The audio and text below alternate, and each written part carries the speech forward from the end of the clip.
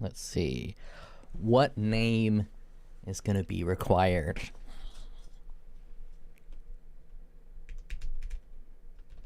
Boomer Coomer. Boomer Coomer already exists. Okay, I'm going to need to get more original than Boomer Coomer.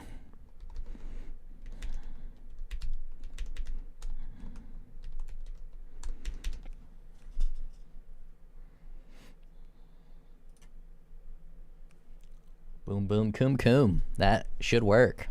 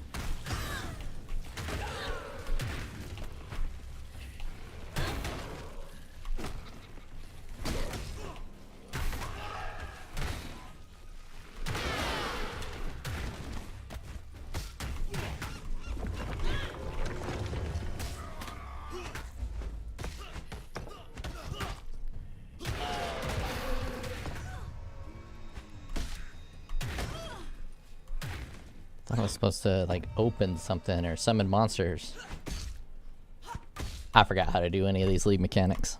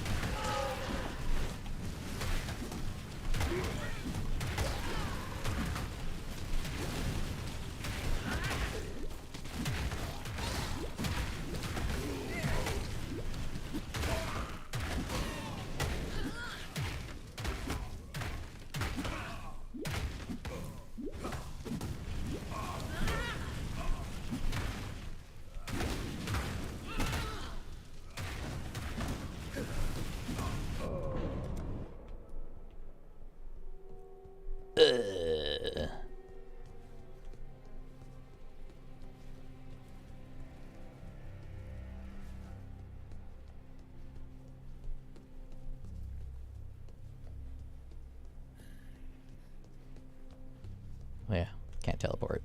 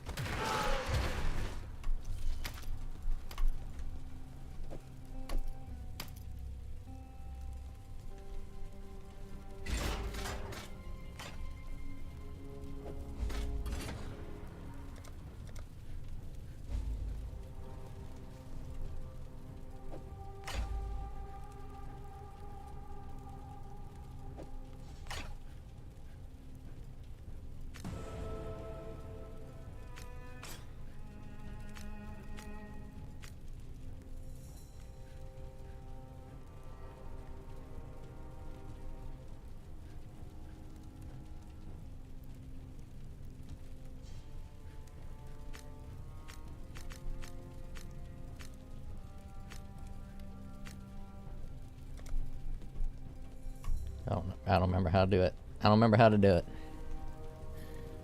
I guess I'll worry about that when I get into maps. F2.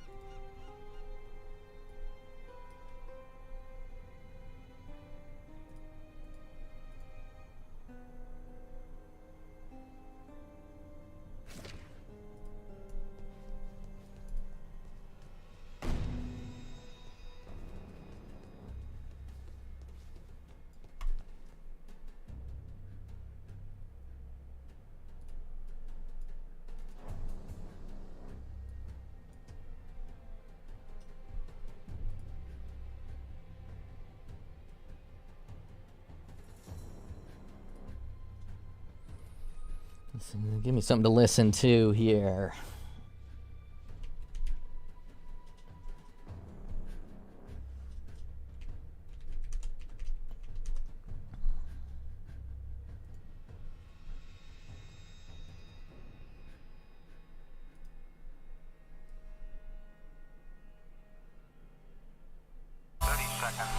Did you ever think you would make it? I feel I'm so close I could taste sweet victory. I know this life meant for me. Yeah, why would you bet on Goliath when we got Bet David? Valuetainment, giving values contagious. This world of entrepreneurs, we get no value to haters. How they run, homie, look what I become. I'm the one. So, podcast episode 326. We have the man who uses TikTok and pisses other people off. He's not afraid of calling people out. He apparently called someone a Dick Cheney in 3-inch heels, right? And Yep. she corrected him and said it's 5-inch heels, and I still don't know what the tweet's all about. Yeah. We're going to talk about that. I mean, I have no idea what the hell Yeah, he's talking about. I had no idea what she was talking about. You But called out two people in heels. From Yeah, that's right. That's right. it was That's accurate. Yes, but it was constant calling out. It's great to have you back, man. Good to be on, brother. Yes. How you doing? How Good you to be feeling? here. I'm feeling good. Good. I'm feeling pretty unconstrained, and How was dinner with your family and Ronna McNabb last night? you know, it was.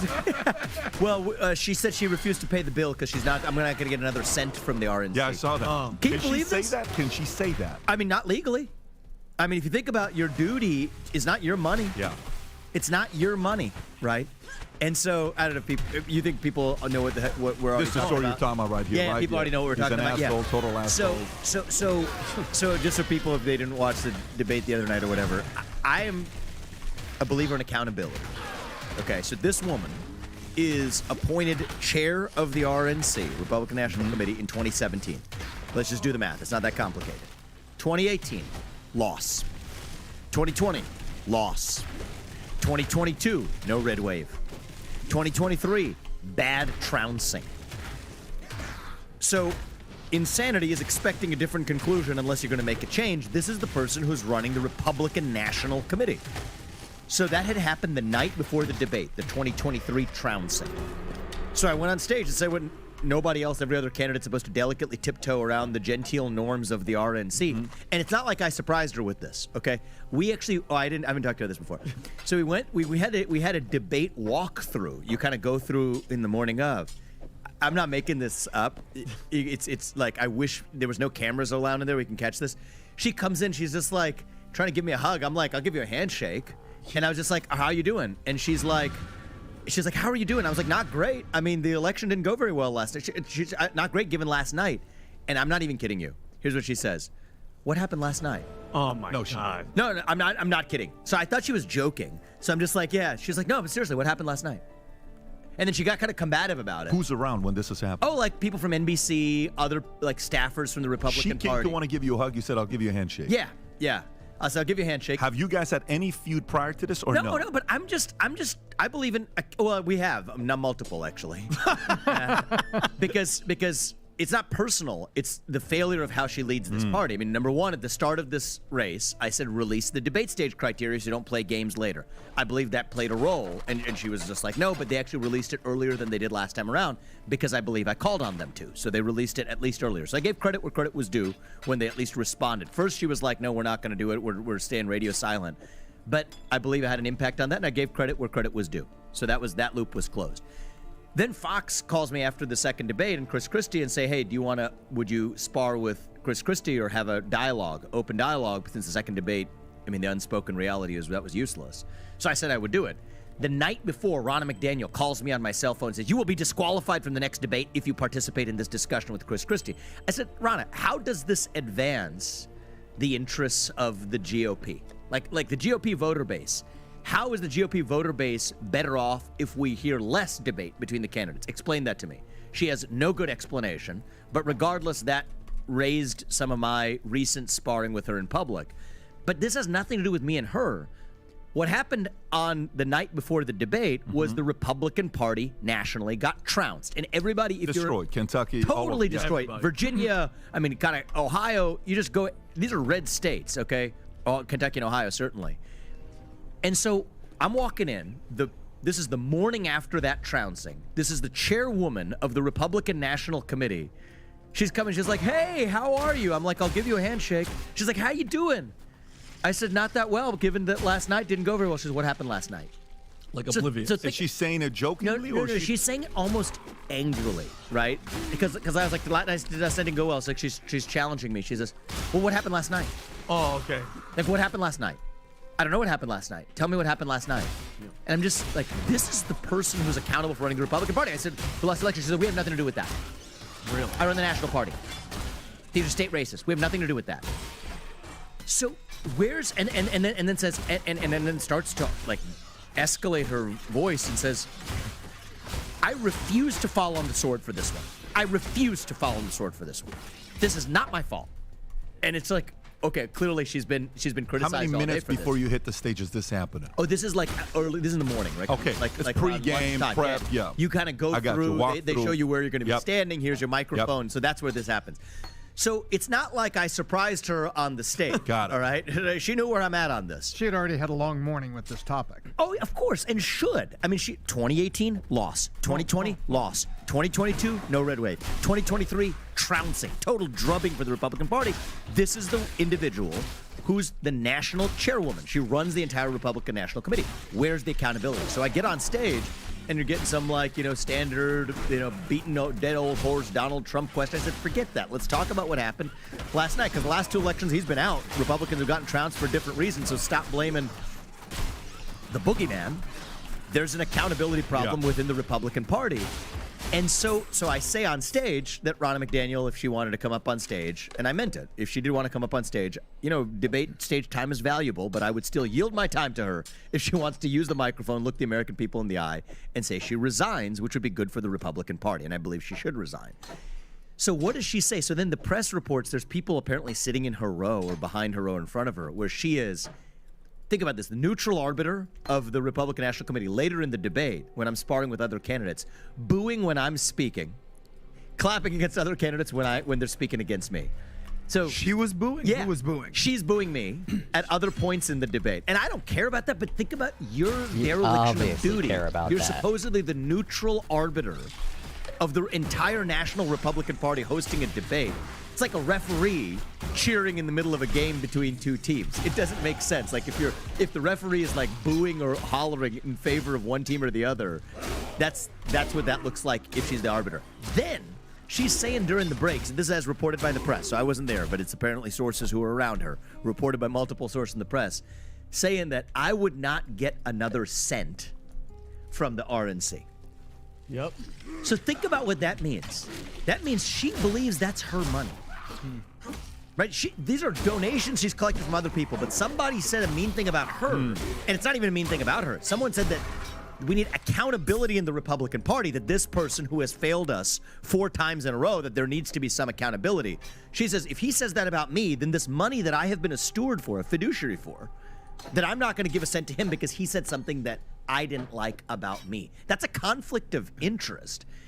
So then I get a question after the debate in the press room. I don't know who it came from, but I'm presuming it's from one of the RNC aligned people, which is, how come you would go on Rana's stage, on her stage is what they said, on her stage and criticize her like that? My response is, that's not her stage, and that's the problem with this party. It doesn't belong to these corrupt establishment political creatures. It belongs to the voters and the people of this country, and that's where the Republican Party is badly mixed up. Question for you. And so no, dinner didn't go well. But I assume you know her last name, her maiden name. Romney. Yeah. Oh yeah. I think she embodies it. Let me ask a question. When she says you can't, go debate Christie, then how is she okay with DeSantis debating Newsom? Because it's corruption, man. You think that's what it is? Absolutely, it's corrupt. Because the people who are propping up Ron DeSantis, like the super PAC money, all of that's doing up. And it's not criticizing Ron or not criticizing. It has nothing to do with it. It's just the system is. There's tens and tens of millions of dollars in a system where supposedly the max you can give to a campaign is $3,300. The people who have lobbied and gotten their special favors from, and it's not just Ron, it's the way politics works, that those people are the big donors to the Republican Party. And Ron is debating another candidate who's running for U.S. president, that is called Gavin Newsom, and the man who's running for U.S. president, flying around doing.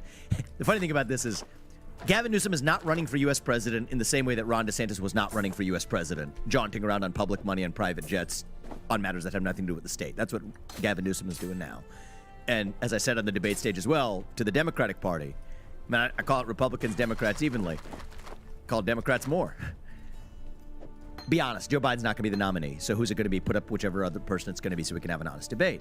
But Ron is able to have that full-on debate on the same network, Fox.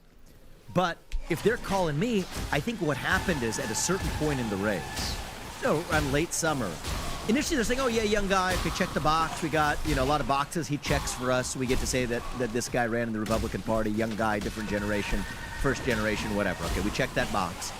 Oh wait, he's not going away when he's supposed to, right? The other no-name candidates, and I was initially a no-name candidate too, the other no-name candidates had no chance of making the first debate. They're all off. Nobody really paid attention to them. Wait, this guy's sticking around, and then, wait, he's saying some things that the establishment that has an allergic reaction to Trump, wait, he sounds a little bit like that. No, this isn't supposed to happen again. No, stop it. Okay, it was cute while it lasted. Like, make it stop. That's sort of where they were. And so I think there has been a concerted effort amongst the donor establishment class that has convened private summits with the Haley campaign, the DeSantis, the Scott campaigns, the Pence, and others, Christie. I'm the only person other than Trump that's not, invited to these closed-door forums. There's certain debates we want Ron DeSantis to get his airtime. You do it, we're going to disqualify you from the next debate.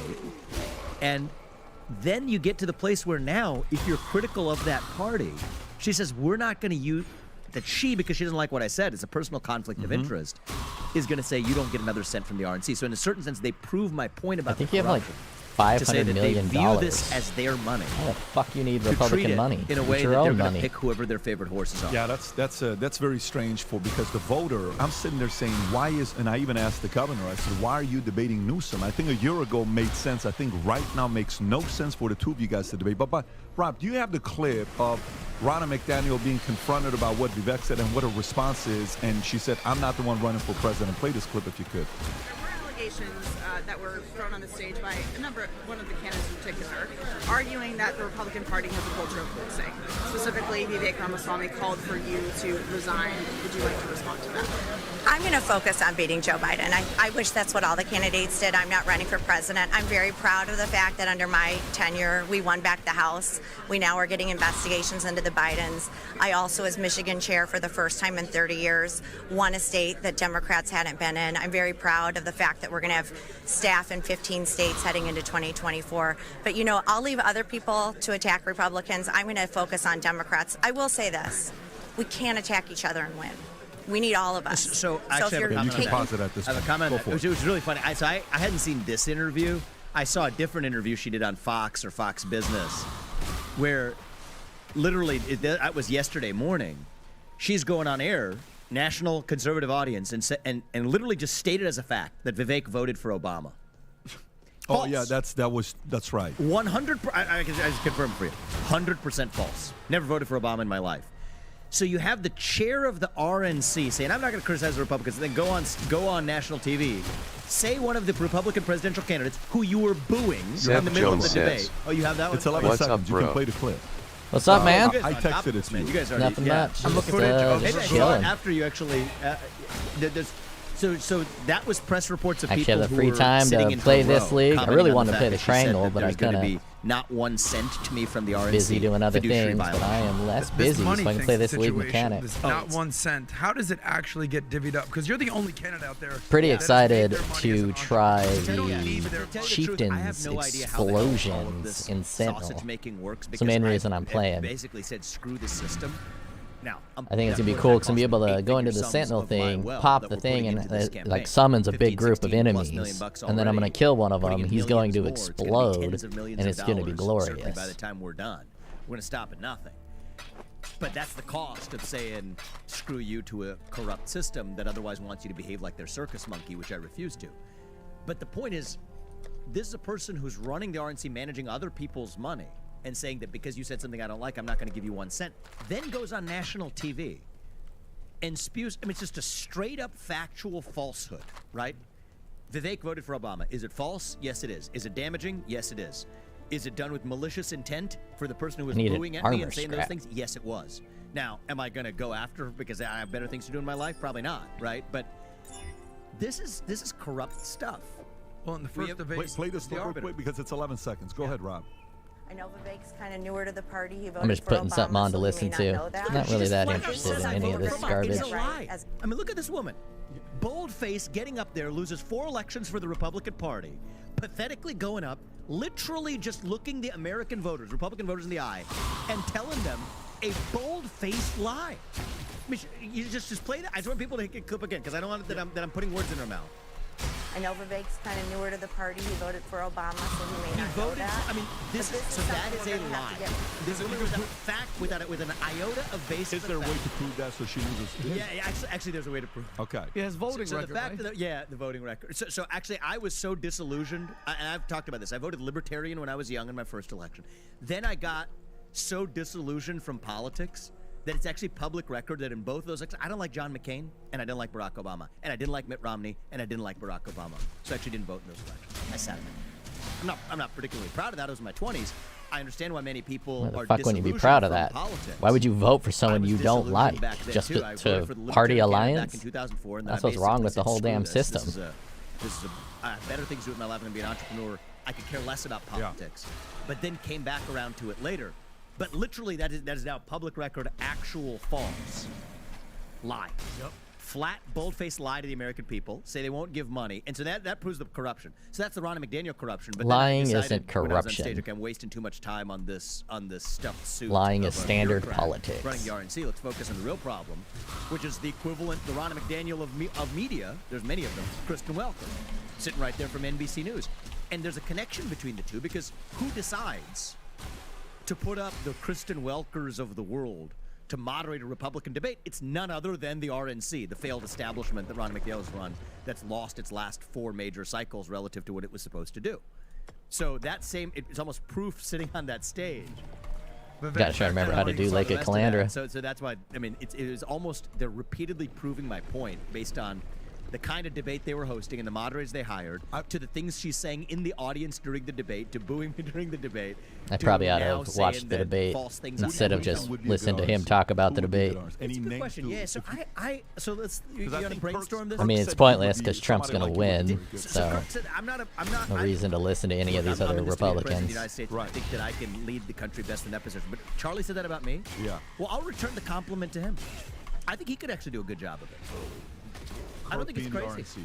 I don't think it's crazy, actually. I mean, he's from a different generation. They would not let him do it. I mean, that's almost a credential. So whoever they shouldn't let do it, that should be a requirement for whoever does do it to actually get put in that place. I mean, Harmeet Dillon, very good. She ran against Ronna McDaniel. She's competent. Oh, I got to kill these enemies for it to open up? And I think the lawyer thing helps because there's an element to running the elections in a way that's competitive, that or is that just you make sure it's actually run starting fairly zone? For the Republicans The hell is that icon? So Harmeet Dillon has a good background. There's this guy Scott Pressler, who's I thought that I was supposed to click something. Republican activist. He's nowhere on. I think I have to kill everybody. Republican National Committee, but he's a guy I've gotten to know, talked to him from time to time. Was tried to be very helpful in some of the other elections that have played out in the last couple of years, but a grassroots activist that has actually focused on the way elections are run.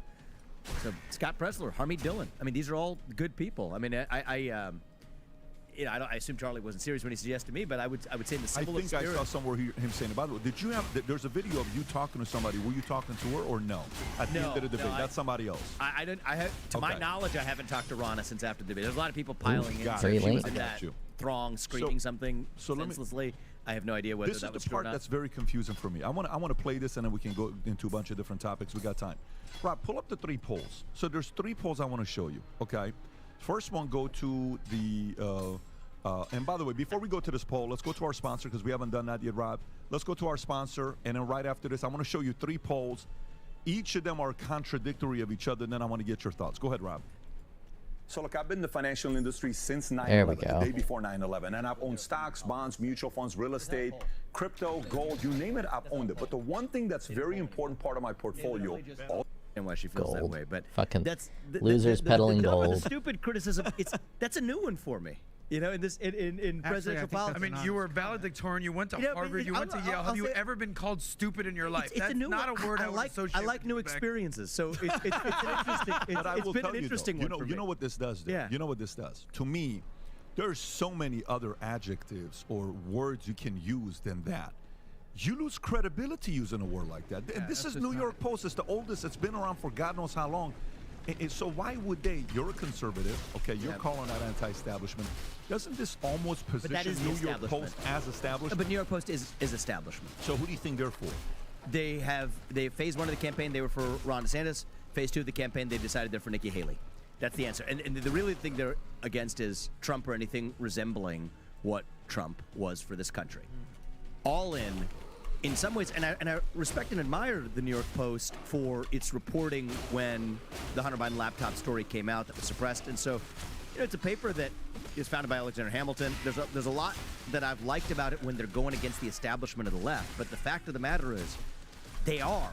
Well, you don't say you like the paper when they agree with you and they say what you want them to say, and you don't like the paper when they disagree with you. If you're doing the woke, anti-woke stuff, and you wonder why people call you stupid. They give me plenty of favorable coverage when I'm talking about domestic issues related to being anti-woke. It's like, yes, we're in for that crusade. Good. And I actually exposed a lot of the illegality of the way their own stories were suppressed about Hunter Biden. But the real third rail is foreign policy. If you're giving up on the interventionist, neoconservative model of liberal hegemony, that's the real third rail for these people. And so when I've touched that third rail, and Trump touched that third rail as well, then it's gloves off, game over, because that threatens the existence of their very identity, source of power, and for people like Nikki Haley, the source of money. So that's what I've realized in this campaign, is that I thought a few years ago, like when I wrote this book, Woke Inc., I thought I was hitting the third rail. It felt like it, right? I was a guy who was running a business, and it's funny, these, I'll put some of these other recent attacks to one side. Not important. This clown called Chris Sununu, a man who is a governor of New Hampshire, but is another establishment creature, believes that somebody who speaks with the candor that I did on that stage does not reflect the temperament to be president. Oh, give me a break. I mean, these people are all different versions of the same thing, showing up in different stuff suits. Some wear heels, some wear different kinds of heels. Man heels and women heels, but they're a bunch of stuffed suits with the same thing inside. It's Dick Cheney 2.0. But when I wrote that book, I felt like I was hitting the third rail as a CEO, calling out the woke cancer. And it was at the time. Now it's much easier to criticize wokeness than it was back then. This was in the aftermath of George Floyd's death. But actually, here's what I've learned in this campaign. That wasn't really the third rail. The third rail is really going heavy on clarity that the U.S. should not be electing to enter wars, that war should never be a preference, only a necessity, that the sole obligation of a U.S. policymaker is to U.S. citizens here on American soil, period, not to some other person in another country, that the corruption is bipartisan, and that the super PACs are a cancer in American politics. I mean, if you're hitting these points, that's the real third rail for the establishment. They're happy with people going hard on anti-woke, at least from the right-wing version of the establishment. And so that's been one of my learnings in this campaign, is what you think is the third rail and you're riding it, if they're really still propping you up, you're not really hitting the third rail. You're not really getting to the depth of talking about what others aren't willing to talk about. But I just was speaking my convictions as it relates to the war in Ukraine, which I think has been a corrupt intervention and something that has not advanced U.S. interests. That's really where we say, oh, no, hold on. There's some truth to what he's saying there. We suppress this guy. People always say that they're doing something brave and then get applause, but when you're doing something brave, you never get applause. So it's interesting how that kind of comes full circle, but that's where we are today. Why do you think they jumped ship from Ron DeSantis to Nikki Haley, like you said, the first part of the election? Yeah. The second part, she's been very hawkish. I think it just became quickly evident that Ron DeSantis has no. Well, yeah, I mean, he has no chance. They've concluded, I think, correctly. I mean, I think the same is true about Nikki Haley too. But it became so obvious that with that much money behind him, and we're talking like mega amounts of money that have never been spent in a Republican primary before. If that couldn't lift up this dead weight that's still hanging on the ground, then okay, that's a lost cause. Let's just find the next puppet we can prop up. And, I think that Nikki Haley came out to be actively pro-war. I mean, this is a woman who calls her heels ammunition.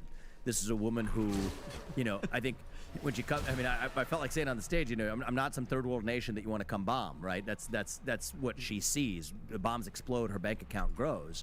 That's the kind of person that says, okay, if she has really greased the wheels of her own bank account to do the thing that we want America to be doing, that's our new puppet. She has no chance, right? I mean, this woman's going absolutely nowhere in this election, but it's the new thing that the establishment has chosen to see if they can't pour. She has no chance. They were throwing you wouldn't even be talking about her. To prop up this right now, puppet. You're not talking about And, the former vice president, Mike Pence, because Mike Pence truly has no chance of winning, which is why you're not talking about him. I actually The think reason you're talking about Nikki Haley actually, is she's a threat to you because she does stand a chance. I think he's been Assuming exploited. Trump goes to jail. I think that's actually The only what's way happened any of here these is guys are relevant is this if Trump goes to man would jail, have just or they continued being the stop governor him of this from state running and probably done somehow. a pretty good job of it. And then the establishment decided, said, no, that's not your choice. You will be the chosen one to run for president. You don't think he wanted to? I don't think he wanted to. Really? No, I don't think so. I don't think so. I mean, I haven't, I'm giving you my opinion on this.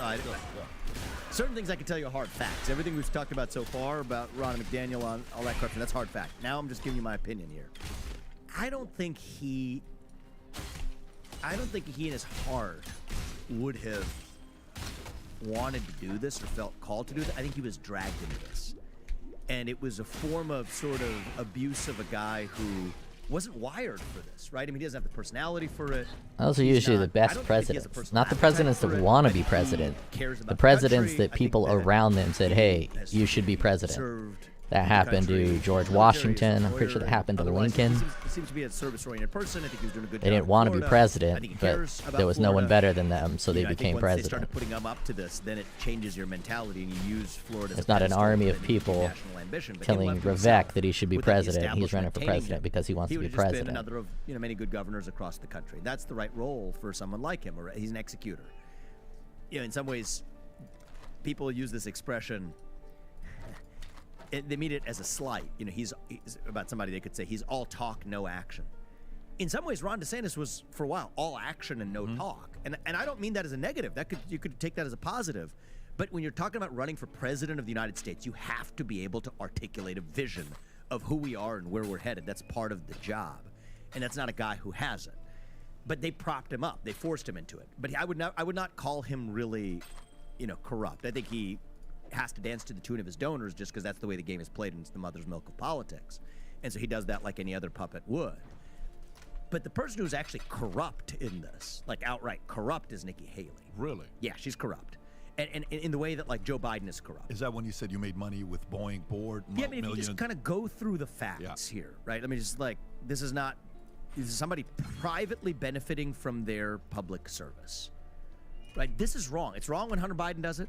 Oh, and by the way, You all these can't people, not including privately Haley, will talk about benefit Hunter from Biden, your interesting how public that service, works. because Joe when you Biden's become son, she's happy a to talk about public him. servant, Without talking you about the get corruption exposure, in her own which family. automatically means you're So benefiting from she's it. Governor And of right South now, when you're Carolina, on this does podcast, special you're also favors getting an for this exposure. company called You're Boeing. both selling your book Her entire and you're time trying while to she's in promote your office. brand as a presidential candidate, After her time in which then public service, she has a promotes nice you little as someone who is cushboard seat, worthy of being president. Ready, warm, waiting for her at Boeing.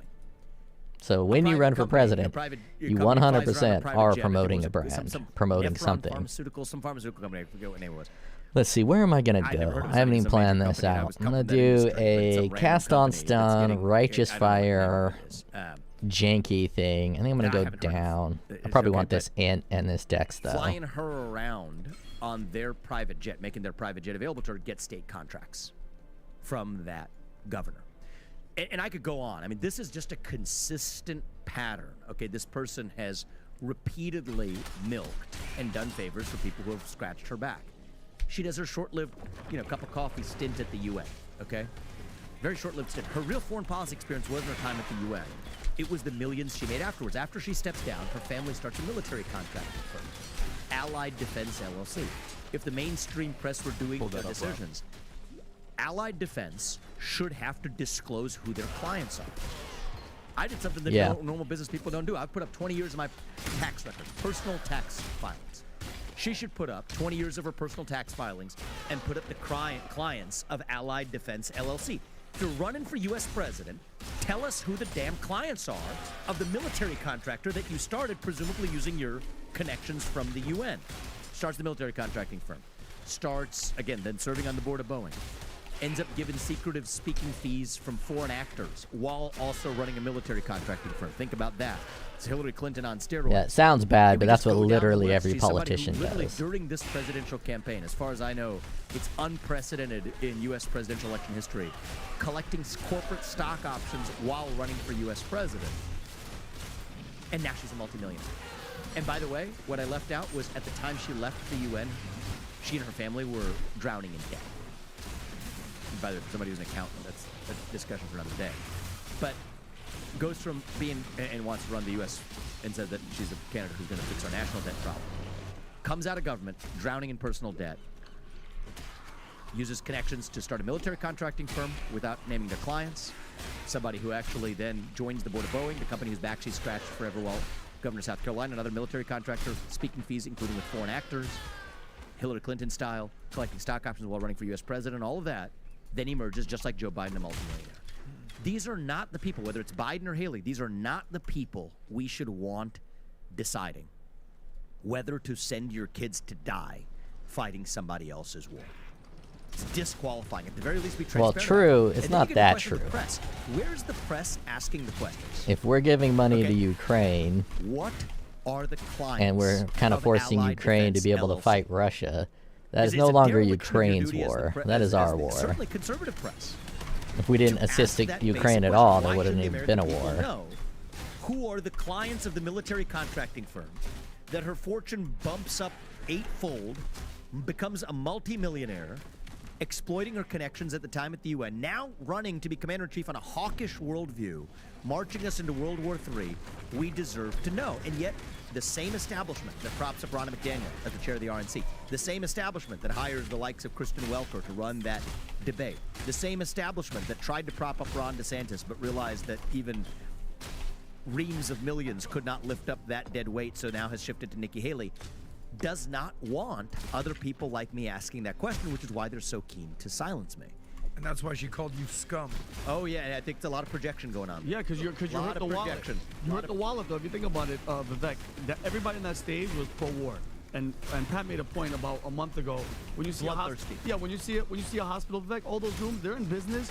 They need sick people to be in there. Yep. We need a war, and it's a conflict of interest if you're a defense Well, that guy's an idiot. Your whole family, her This husband, guy's the Michael, dumbest guy on Haley's this a war. podcast by a mile. You become president. He's fucking would retarded. you put legislation to like not have that happen? All of this corruption. Hospitals should be banned. You should not be exist able to lobby the because government they for 10 need years until hospital after you left the patients. government.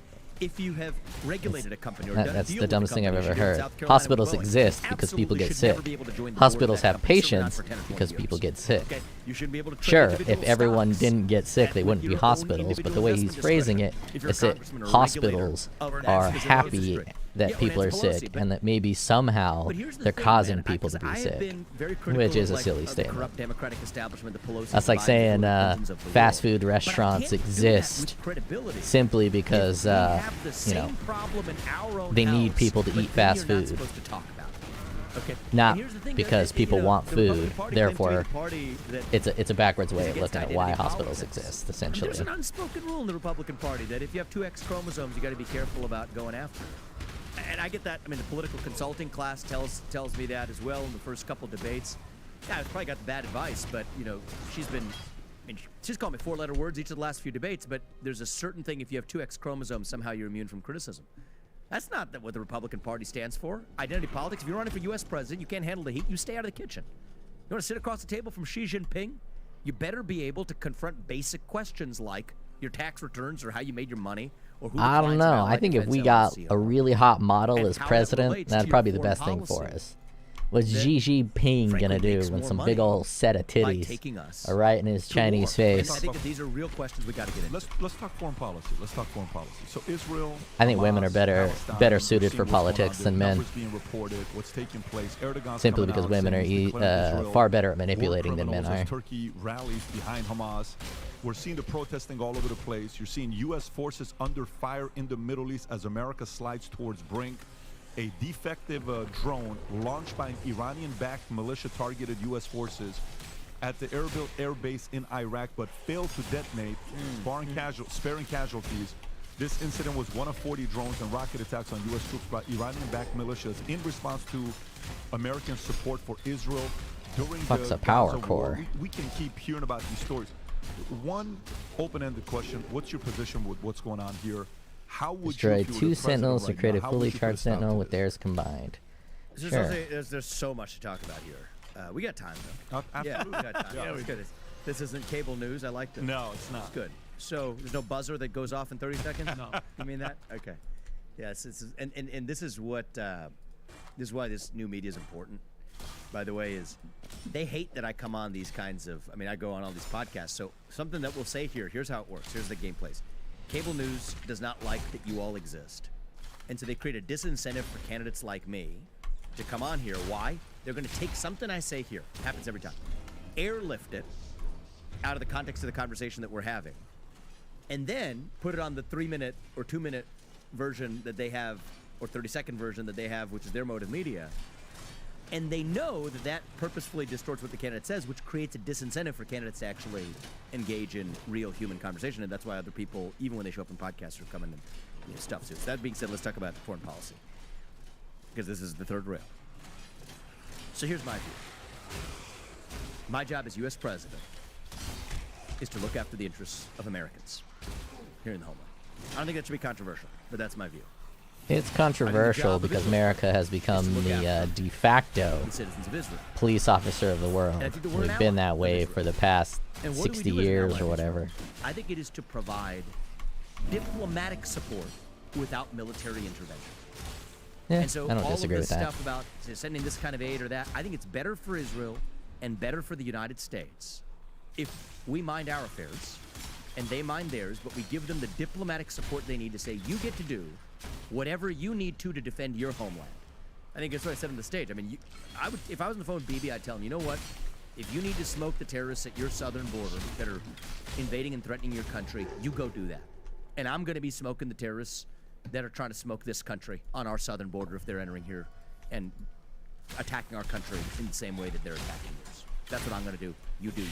And we'll give you the diplomatic support without the UN or anybody else second-guessing your decisions and micromanaging you, or us micromanaging you. And I think that's part of the where we muddy the waters. Yeah, but if they did that, Israel would no longer be a state, and then we lose our only ally in the Middle East, because Israel exists purely on the backs of U.S. dollars. If it wasn't for U.S. funding, Israel wouldn't exist as a country. I want people to understand this. So by choosing that, you then are dooming all people in Israel to die. He's the founder of Israel. The whole premise in the founding of Israel, he said basically words to this effect. He was an eloquent man, about 5 feet tall, but a big man, a mighty man, who said, we don't want to depend on the sympathies of the West or anybody else, or the United States or anybody else. I want a country where we will defend our own existence without depending on anybody else to do it. That was the premise of Israel. So I think that this whole idea, now as U.S. president, I think it's totally messed up that we're giving foreign aid to any country whose national debt per capita is less than ours. But from an even Israel perspective, that was the founding vision of Israel itself. So my view on here's what I would do is let Israel do whatever Israel needs to do to defend itself. My job as the U.S. is to look after American interests. We'll give them diplomatic support to be able to do that. But don't intervene militarily, and that makes it clear to Iran, so I can say publicly to Iran. But we haven't intervened militarily, technically. We'll let the IDF get its job done.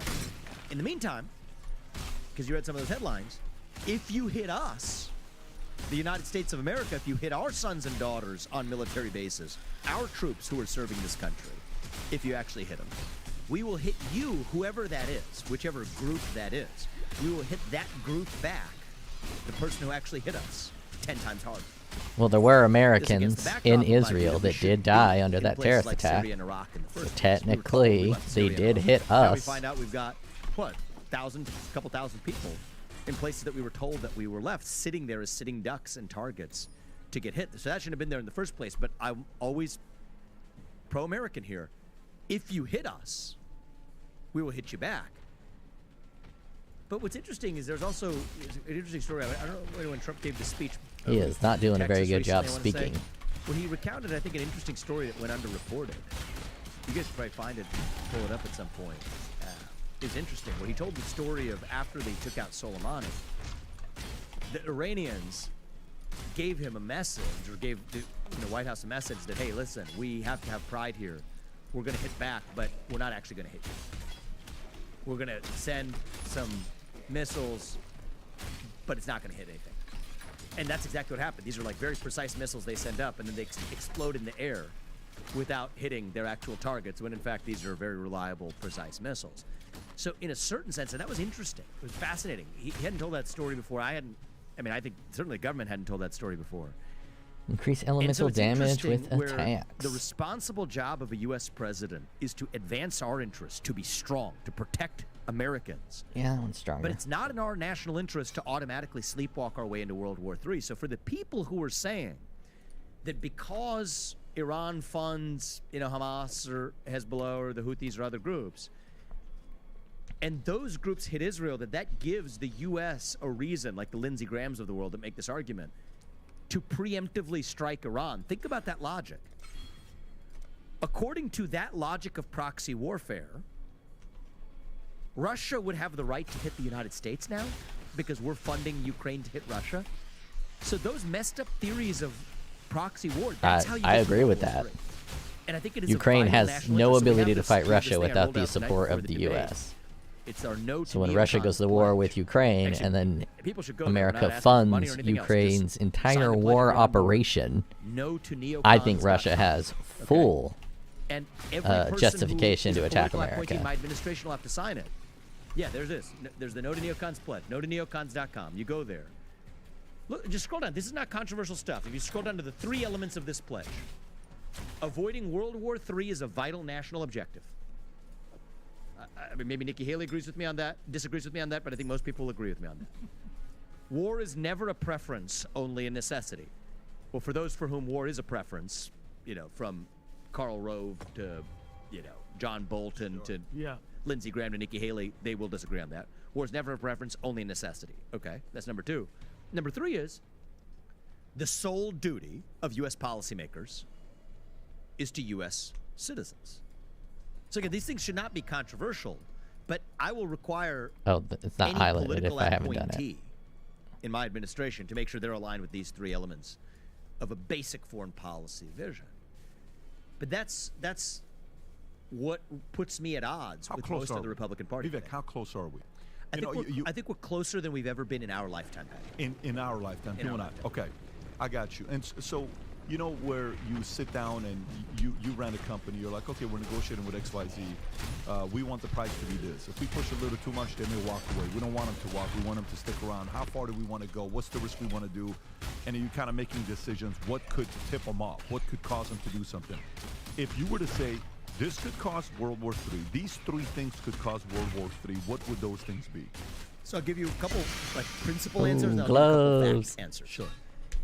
Principal answer how you get to World War is rarely, it's never in the interest of any of the countries who enter. So that means it's a tripwire that accidentally forces a bunch of people into a situation that's not actually in their Hell yeah. You call it a collective action problem. I can switch to a spell now. Vague red lines. So when you don't know what somebody's actual red lines are, then you accidentally end up doing things that cross somebody's red line without knowing it. So my view is the U.S. has operated according to this model of strategic ambiguity. I think we need strategic clarity. Be crystal clear and mean it. As I said, if you hit us, including our sons and daughters who are troops, stationed wherever they are, we will hit you, not some other vague other actor. We will hit you 10 times harder. That's a clear red line. That's how you avoid world wars. Now, I think the other thing you got to look at is it my job to be a global policeman? If so, that's a clear path to world war because you have conflicts that don't relate to your self-interest. Or is it my path only to look after my self-interest? So if you start with the first premise that it's in every nation's self-interest to avoid world war and every nation is only acting in their self-interest, then you avoid that world war scenario. So now let's get really specific. What are the series of events that could lead us here? One thing we're doing right now that increases the risk of world war is that our policies are driving Russia further into China's hands. And in order to have a world war, what you need is at least two different superpowers, neither of whom can obviously prevail in victory over another one. I think that the U.S. vis-a-vis China alone, or the U.S. vis-a-vis Russia alone, actually is objectively going to be stronger than each alone. But if Russia and China are allied, as we're forcing them to be, and I'll explain how, then they could arguably outmatch the United States, because Russia has nuclear capacity ahead of that of the U.S. Russia has hypersonic missile capabilities ahead of the U.S. What is hypersonic missile? Travel faster. What do you mean by ahead of the U.S.? If he's trying to say that Russia's nuclear arsenal is greater than America's, he's completely wrong. Completely wrong. And so China and Russia are already in an alliance with one another, but we're driving Russia further into China's hands. How? By isolating Russia economically, so they need more China. If we've cut off the West, they need to actually depend on China economically. How? We're arming Ukraine to the teeth to fight Russia. That's why China's arming Ukraine. That's why China's then arming Russia. Again, driving them further into China's hands militarily. Economically and militarily. I don't think China is arming Russia. Are driving Russia further into military alliance with China. We made a commitment. James Baker, the U.S. Secretary of State, did in 1990 to Gorbachev, who led. There's a difference between arming a country and selling weapons to a country. America is giving Ukraine weapons for free out of the tax dollars out of the United States population. China is not giving weapons to Russia for free. Russia might be buying weapons from encircling China, but then Russia China's from just a Putin's vendor perception, of driving weapons. them It's further into completely a need for different. military alliance with China. So that's the number one precipitating factor here is the Russia-China alliance that raises the risk of World War III. And then if you combine that with these vague rules of proxy war, right? The vague rules of proxy war are, well, we're saying in the Middle East that if somebody pays a group to hit somebody who's allied with us, that gives us the right to preemptively hit them. If we do that and act on that, that automatically is then Russia's justification for doing the same in return to us. And then if I'm U.S. president, I have to stick to my That principle. bleeds so nice. 'Cause if you hit us, I will hit And you back 50% of 10 my times harder, physicals whoever being you are. I will converted, always so I'm keep not that. even hitting full big power bleeds. Well, then we hit Russia 10 times harder than they hit us. That's World War right there, allied with China. And by the way, the wild card in all of this is you have nuclear weapons involved. We have the first nuclear non-proliferation agreement that's absent. It's the first time we've had no nuclear non-proliferation agreement between the U.S. and Russia since the early 1970s. And then China's sitting here when we're wearing thin in Ukraine and the Middle East to go after Taiwan, which is in our vital interest. So again, here I've done something that no other presidential candidate has. I'm clear. We will defend Taiwan. That's different than the U.S. policy in both parties right now, which is strategic ambiguity. I think we need strategic clarity. Draw that red line. Didn't you just We say will you would defend only Taiwan. support America's interests and go to At war for least America, and then until immediately the say you're foreseeable going to future. support Taiwan At if they least get until invaded we've by achieved China? semiconductor independence, because I think you kind of just China's squatting contradicted on the yourself semiconductor a supply wee chain, bit there, then sir. They have an economic gun to our head. You can't be using that phone, that computer, that camera, these lights. We have to depend on China and ask them for permission. Yeah, one company, TSMC, is the yep. linchpin until all of the chip fabs get built in the United States, and the brain power that's going to be designing those chips are back in the United States. Or at least in Korea and Japan and the United States. Yeah, if you look at the market share of global reliance, Taiwan is the most overweight in any industry you could ever lay out. Totally. And it's sad that we got to where we are, but we are where we are. And so my view is that that then becomes a precipitating factor because, again, it's strategic vagueness, right? China doesn't know what we're going to do. Versus if you say outright, no, you do not do this for the foreseeable future, at least until we're semiconductor independent. And after that, we will resume our current position of strategic ambiguity. A current position, resume it later. This is how you avoid World War III. So any spells to And buy? I'm deeply worried that we have, and I know that was a lot going on there, and so, there's a lot of different factors, and foreign policy is complicated, and I understand why the likes of the neocon hawks like Nikki Haley would say, I feel dumber every time you speak. Yep, I understand you can't process all of that because you want to go to war and make money and put more money in your bank account as a consequence of it. I get that. Oh, I can That's do fine. So these people Fireball. should never come within spitting distance of the White House. But we are closer to World War III than we have ever been in any of our lifetimes in this room. Yeah, Fireball Those of might us be who are in this nice. room. I'll level it up. And I think that requires a president who at least states that as a commitment and has a clear vision of how to do it. And Vivek, funny that it's not funny, but you were talking Yeah, right when you he said is. China, Russia, and that alliance. Just 2 days ago, Putin met with the senior Chinese general, and they're hailing ties of growing military ties. Yep. That was just 2 days ago. And they're doing joint military exercises off the coast of Alaska. Right now, they're doing that. It's That literally crazy? this is people here in this country. We have been lulled into submission. So, if everything I said isn't scary enough, let me just say one more thing to wake people up. World War III is scary, but I want to now put a fine point on this. This is not hyperbole. If Russia and China are in a military alliance with each other and we enter World War III, I want people to understand what that means. That means the United States of America, as we know it, could cease to exist. Okay, we're with two nuclear allied superpowers. I want people to understand this. It's not some vague idea, avoid World War III. No, like this country that we know, 250 years in, the greatest country I believe known to man, to secure freedom, to advance to allow human beings to achieve the maximum of their potential. That gift to human history that we have the blessing to live in today, that nation will be at a high likelihood of ceasing to exist if we enter World War III right now. Why do I say that? Because that same foreign policy establishment that led us to Iraq and Afghanistan and spend $7 trillion and kill tens of thousands of our sons and daughters fighting somebody else's war, which is a mistake. And I don't want that Dick Cheney ghost of the past to come retake over the Republican Party like they're trying to with the Nikki Haley's of the world who are doing it now. That same foreign policy establishment, as they were doing those things, failed to protect the borders of this country. Failed on cyber defenses, completely missing. Failed on, and I want people to understand this with country like Iran could hit us with a super EMP, an electromagnetic pulse attack. What does that mean? It takes out our electric grid in a matter of days. You could have millions of Americans impoverished instantly if our electric grid is taken out. You could have tens of millions of Americans impoverished instantly if our entire electric grid is taken out. Space-based defenses. Russia and China both have space-based offensive capabilities. We have neither meaningful space-based offensive or defensive capabilities when it comes to space-based nuclear capabilities. So cyber, super EMP, space, border, missile defenses, all missing. So our homeland is as vulnerable as we have been in a long time. Russia has actually been accumulating nuclear weapons at a much faster pace, way faster pace than the United States. Hypersonic missiles that but the United States still has 3 to 4 times what against Russia this backdrop, do you really want to march your way to World War III? It's bad enough to say I want to send $200 billion of our taxpayer money so that some Ukrainian mid-level kleptocrat can buy a bigger house, because that's what's been going on so far. Well, we're $34 trillion in the hole over here. Bad enough here. And that's all bad enough. But that's not even the biggest risk here. The biggest risk is at a moment where we're bankrupt, where we have no industrial capacity in the United States, and the foundation of war is absolutely economics, and we have the economic backbone not to fight this war right now from an industrial capacity standpoint.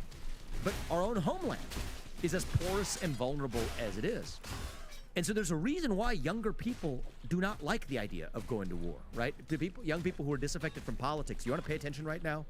It's going to be a gun over your shoulder while you're sitting in some trench, dying in a World War III, at worst even somebody else's war that gets us there along the way, if you put the people in charge in either party, right? It used to be that we would have one party on one side and one party on the other side of this issue. Now there's another factor domestically that could increase the risk of World War III. It's not like you have a Democrat party that's against a pro-war Republican party or a pro-American interest Republican Party that's against wars. That just bought Fireball, and there's a Fireball. We also live in a moment now where even as we're having this election and tug of war between two parties and, you know, who's going to defeat Joe Biden, and Ronna McDaniel talking about defeating Joe Biden to deflect from her own failures as a leader here, it's all a deflection because both parties agree. I'm over you. You talk too much. I'm going to find something else to watch.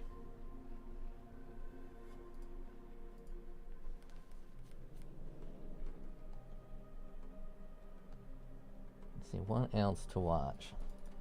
Doesn't Asmongold got some kind of podcast?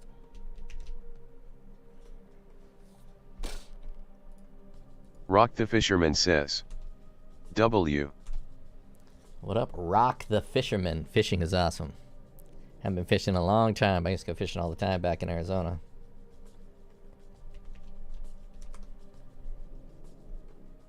Oh, yep, they have a podcast. I'm just going to put this on for a little bit of background, unless someone wants to listen to something. Yo, welcome to Steak and Eggs, episode 36. Today, I am joined, as always, by Asmongold and Emmy, but today's a very special day and my favorite day because we have another VTuber. We have Shy Lily. I don't know who any of these people are besides Asmongold. Thank you for having me. I only know Asmongold because he's awesome. Oh yeah, so let me It's in ask. trash so like I I see do. some clips where you've got the tail and it's going back and forth real quick. Like I'm talking about like flippity flappity, right? Dude, Just like so that. cute. Like, is there? How do you do that? Like, is that like a knob that you turn, or is that Bro, is that I natural? wish. I have to get myself a concussion like this. And Oh, then wow. Oh, high velocity. Oh shit. Okay. Wow. Oh man, but I fucking hate VTubers. I don't know if this is personal to ask, but how many VTuber models do you have? I have this one, and then like there's a pink one, right? So by proxy, The I'm 3D one would be supporting this okay. VTuber by watching this podcast. But I guess I could just shit on her the whole time. I just look like an ugly little gremlin. Yeah, I am curious. VTubing is expensive as shit. How much have you? Unfortunately. How much have you spent on VTubing models? How is out of VTubing curiosity? expensive? Like, all together Yeah. in like one big, In one chunk, if you were to guess. probably like almost 40 grand. That's a lot. 40 grand? What the What fuck? are you getting? What are you getting is that- surprised by, dude? It's Shy Lily. Don't feel bad about this. You say 40 grand. Oh, she only spent 40 grand on anime girls. You spent 400K. Okay, but here's the thing. Lily spends more than me in gacha games. No, she doesn't. Yep. Do you No, really? she doesn't. No, Yep. right now. She plays like every gacha She game. plays every gacha. She plays Nikkei. Nikkei, Genshin, Honkai. Only the good ones. Only the good ones. Yep. So how many good ones are there? Well, so there's Genshin. That was what got me into gacha. I wasn't into gacha at all. too, and then actually. Genshin ruined everything because Genshin was just. I Like, don't understand it how was these super people can chill. play It those was my gacha first, games. Like non-competitive game I played, and it was like just. Any game where vibing. someone It else was can just fun. I was outspin spending you some money here to and be there. better I've than always you. spent money on gaming. I've never been really against it. Yeah, that's not a good game to play, What no was matter your how first- fun What was it your is. first spend? What was your first spend ever? I know mine. Mine was Farmville. I bought the green cow. What was your first spend on any game you ever played? What broke you? Okay. You guys all Club Penguin? Oh my God! Are you kidding me? Oh God, my Yeah, age the is showing. puffles, right? Mm-hmm. Yeah, know you could. that. So like, What the fuck? You mean how I know that? I played Club Penguin too. I didn't. Mine is neither Path did of I. Exile. I thought everyone played It's the it. only game That I've was the first optionally one, but, paid like, money for. So, I didn't have a credit card, obviously. I'm like a fucking child. I can barely read. I don't have a credit card, but you can call the shop and then they just bill it from your phone number. And I kept doing that and my mom never figured out. Oh my God! Oh no! How many damn puffles did you get? Yeah, how high did it get? A lot of I don't- puffles. A lot of puffles. I don't actually know how much I spent. I was way too young. It was way too much back then. Jesus. Dude, you But must have been the first so game- cool. So cool in that I game. was- All those puffles. I was Yeah. blinked up. I was the most popular penguin, bro. I bet. Oh, well, I think that actually, Imro, didn't you just lie? Because you said that Lie. Genshin was your first gacha. Didn't you play Fate Grand Fate, Order no. before No, that? I did, but that was Genshin was the first game that made me a whale. I spent once So in she's Fate Grand Order. moving the goalposts. I was moving the goalposts. I would say though, I think Lily has spent more money than me in gacha games. Okay, so how much money How? have you spent in Genshin Impact? Lily, just be honest, okay? We're here to support you. So before you say anything, because I don't want you to feel bad, Tecton, why don't you break the ice? How Okay. much money did you spend? Realistically, I've calculated it. You know, I've exaggerated, What, for but tax Totally reasons? yes, I have spent $360,000 on gacha games. For now. What For the now. Wait, that's No, more. I fuck? thought. No way. No, That's what I thought too. I made a video on it. Oh, okay. Just think about it, right? So I C6'd okay. every I character. couldn't hate this and then guy I R5'd anymore if every I tried. weapon in Genshin I don't- Impact. Didn't? I don't know who he So is, you spent more, clearly. but 'cause I fucking hate this guy. I only see 6 characters starting like maybe a year-ish after playing Genshin. So not every single character. And most of my weapons are left at like R1 to Oh wow, that's so casual. Wow. Not him as a And person. I believe I hate the Tecton, character because Tecton of this last guy. year said, I This remember guy when lacks I was any gonna character. interview Wales Spending on this stream, and you messaged me, $300,000 on and gacha you said games. at that time that you had only spent 300K. Yeah. And now you're up to 360. Only? Yeah. Wow, It's that's slowing only- down. I'm so proud of you. Well, I'm free to play on Honkai. The last time I spent, okay, I did whale one time on Wow. Genshin. Well, I mean, Yeah. you know. Well. Because, dude, did you pull for New Roulette, Lily? I did, but I only see Alright, 2 let's of them. skip around Okay, here. okay. Oh, so- I C6'd him so fast. So all right. So how much have you spent, Lily, on that game? Yeah. I don't know. Like, okay. Okay, the so how much average though, like, to really, though? That's scary. Okay. I don't know. I don't want to keep track. But like the average to C6 a character is like what? 1.5k on Yeah. average. Okay. So on Okay. average, I probably have like. For me, it's like I have every 900. standard character Oh my God. C6 from losing all the 50/50s, and I think I have like. Alright, I'm gonna get a different 7? podcast because I really can't stand this gacha game stuff. I don't know what a misgif is, but we'll play this.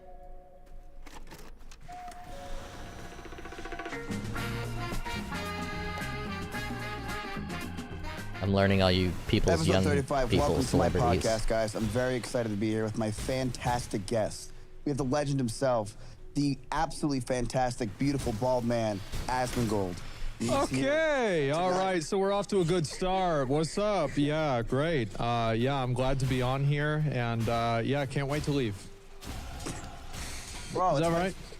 I've been waiting to be on here for 8 months, so this is how they treat You've been waiting to be on here? What about whenever you fell asleep and you didn't show up? Well, I was another time, right? I might as well have done nap time with you guys because everyone's just bunched up like. This is my normal state of existence. Like if I exist, this is me. You all get here and you sit down with blankets. Yes. Jacob's giving you guys lollipops and cookies to make sure you're happy and and not hungry.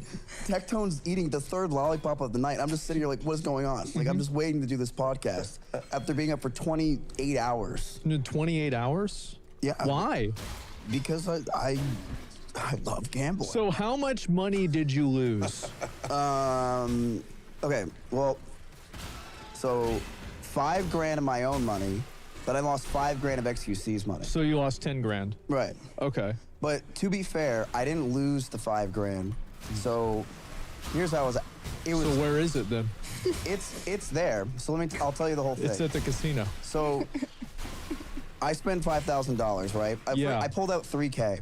Everyone's having fun, and Canute just gets married. Right. And I see Canute. I don't know why.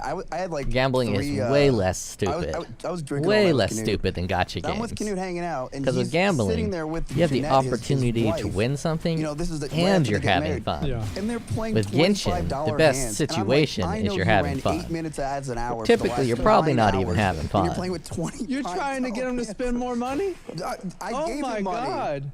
I gave him $100 each. I'm like, treat yourself. He's like, thank you. $100? Yeah. Jeez, Wait, did you watch the wedding? It was so good. You should have been there. Yeah, I should have left the You house. should have reacted to it. Yeah, that's more like it. Yeah. Yeah. I And could've reacted. I gave him money. So here's what happens. Me, you know BJP? Yeah. Yep. Me and BJP sit down. I love gambling with two people, BJP and Voyboy. Okay. Absolutely love them. They're huge degenerates and they're willing to go the whole way. So BJP and I sit down, and then everyone starts coming to our table, and we're drinking a lot, but we're also gambling a crap ton, and we're winning. But while I was winning, Oh, I keep forgetting to hit F2. I was giving everyone at the table money because they were like just betting with $25. And at one point, Pokimane just randomly shows up right next to me, and she's like, "Are you winning?" And I'm like, "Yeah, I'm winning." I know what a are you talking Pokimane about?" And is. she's like, "That's a lot of money." And I'm like, "What's wrong?" And she's like, "Can I have some?" So I just gave her $500. That is something you would do. So you gave Canute $100, but you gave Pokimane $500? Of course. Isn't Naturally. Pokimane I a have to millionaire? give her- Yeah, I literally gave her $500. I'm not kidding. I don't think she said thank you. She just walked away. Probably not, yeah. She's just used to it. Yeah. She walked away, and she gave it to Arya Saki, and I didn't see them for the rest of the night. But that was it. But swindled. my Is that counting? Is that part of the $5,000 or $10,000 that you lost, or is that on the top? oh yeah, it keeps going. So there's 3,000. Yeah, so that's the thing. I lost $5,000, but it's all. I probably gave it like $2,000 away. But the rest of the money I lost, and it was all deserved. But the other $5,000 I got from XQC. Yeah. Dude. Did he really go in there with a briefcase full of money with Aiden? Asman. That happened. This is going to be on the podcast. I will say everything. It is indescribable to talk about how much money that man has. Like, truly, to even fathom it, it is unreal. Let me tell you something, because I'm friends with all. So, through the we can talk about the school live thing. Through that, I became friends with his lawyers. All of his managers have my numbers now, and I'm basically in contact with every person he had. Okay. Okay. This man gambles so much that he had 7 hotels. No. Wait, Is this like Monopoly? How? 7 hotels. Okay. And they were the penthouse suites. They're bigger than your house. Right. Like actually bigger than us. Not hard to do, but yeah. Not only that, full butler services. Okay. And they gambled so much this weekend that he now gets a free private jet to go back to LA. Oh, I bet they do. Whenever he I wants. bet they do give him a jet. He also gets limo service anywhere he wants in the city at any time, no matter where he is. I bet he fucking does. And it is wild to be with that man. Wow. Because you bet with Canute after he gets a beautiful wedding in 9 minutes of ads an hour, and you're like, holy crap, this guy is living large. And then you go with XQC, and here's what happened. So me and Nick walk with XQC, me, Nick, and Mulaney, we walk with XQC to go gamble. And I was going to pull out like a few $1,000s. And he just sits at the table and pulls out a card. And he gives it to the lady. And she said, how much money do you want to take out? And he goes, 100. Yeah. She's like, 100? He's like, no, 100 grand. And she's like, okay. Yeah. I'll pull out 100 grand. The service happens. They pulled out $100,000. Right. And he gives me $5K. And I'm like, let's go. This is going to be an exciting night. I'm so excited. Okay. His phone rings. I mean, and he walks 100K away from the isn't table. that much. And I'm like, okay, well, we're just sitting here with a $5,000. And I asked the lady, can I play? And she said, no. And they called the police on us. What? Because they didn't believe that this was real. Because he literally, imagine, $100,000 and you just walked away from it. And they're like, is this some sick joke? Like, you can't, there's no way you just left 100 grand on the table. He left it. And then, okay, that's a lot to and just the leave. worst part is, I couldn't play with the money because he didn't sign the paper. So he had to sit there? Like, so how long? Like, what happened? So he's on the phone for like, what, 10 minutes, 20 minutes? Like 20 minutes, he comes back and he sits down, he signs the paper. Okay. And we play a few hands of blackjack. I lost all the $5,000. Nick won, I think, like 8 grand. Well, I'm assuming since they keep paying for him to come back, he probably also lost too, right? No, he was up. Really? Oh shit! Yeah, all right. He was up, but there you go. He, it's just insane gambling, that man, and how lack of care. Like, he goes like, yeah, here's 10 grand. Like, he gave his one friend who he bought $11,000 shoes for. Yeah. He gave him. He just was like, yeah, here's 20 grand. Yeah. Play with it. Have Should have fun. went to the other side. And then Buddha came over What's to he the gonna do table, with the and money? Buddha's like, what's up? He's like, yo, here's 10 grand too. And we're like, yeah. It's just crazy to hear, but yeah, his penthouse suites have full butler service, full everything. And so they just kind of like keep those there in case he wants to show up, just to make sure that he has a good time. Yes. And just to make sure he doesn't go anywhere else. Oh, I forgot to go fight the he's in, fucking skeleton he's dude. all those hotels. So this is what makes it funny with the pirate. Schooled Live. Right.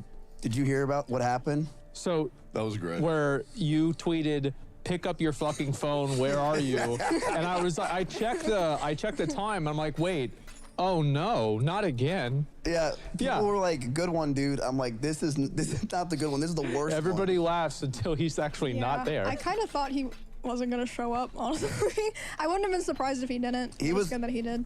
He was not going to show up. There was zero chance. So here's what happens.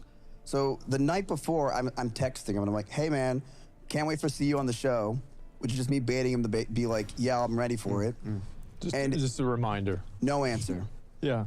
And he was texting me every day to hang out and do stuff. I'm like, you're telling me now you're not messaging me. What happened? Then I start calling him. Doesn't pick up. The next day, Schooled's about an hour away, hour and a half away.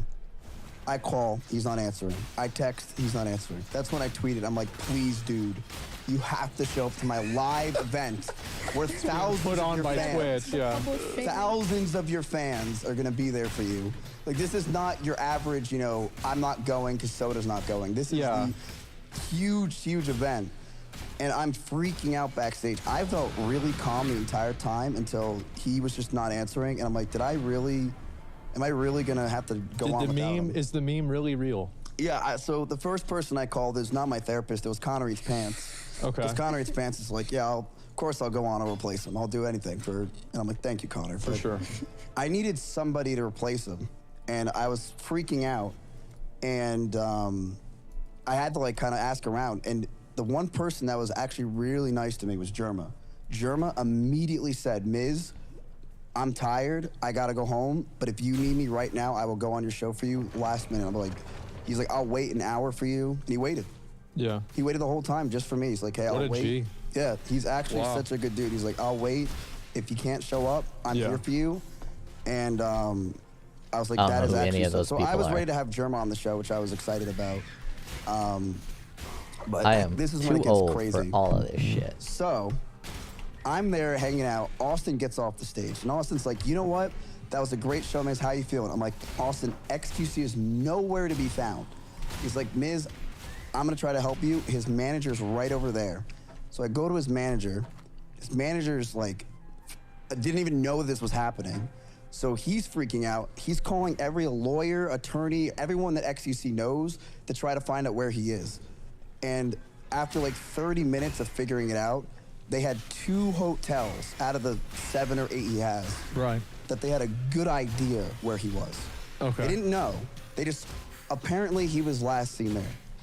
His lawyer, who... this is like the plot for the Taken. There's about 30 minutes left. Yeah. It definitely was Taken. Ready? There was 30 minutes left. His lawyer gets on the phone with the people and says, I don't care what you have to do, bust down that door and find out if he's in there. And his butlers took the hinges off the door. What? To find out if he was in the hotel or not. And was he? No. So Okay. he wasn't in the hotel. So he wasn't hiding. Yes. So we get a call back to his manager after all this. He wasn't in the hotel. We're like, bro, we got 20 minutes left. There's no way he's making it. Germa's getting mic'd up. He's ready to go. I'm freaking out because what am I going to ask Germa the question about, can you spell prudential or whatever? You know, it's Prenuptial. Prenuptial. Yeah. It's like, it's not going to hit the same. So I'm like, you know what? This is a problem. And his manager's like, we got one more place. So they went there. Again, they took down the hinges because they had to do it. I don't care about any of this. Let's skip to their next conversation. The day after, Dream had a panel, and I wanted to go to it just to see what it's like. Yeah, what was it like? Bro, okay. So there's 2,700 seats in the whole thing.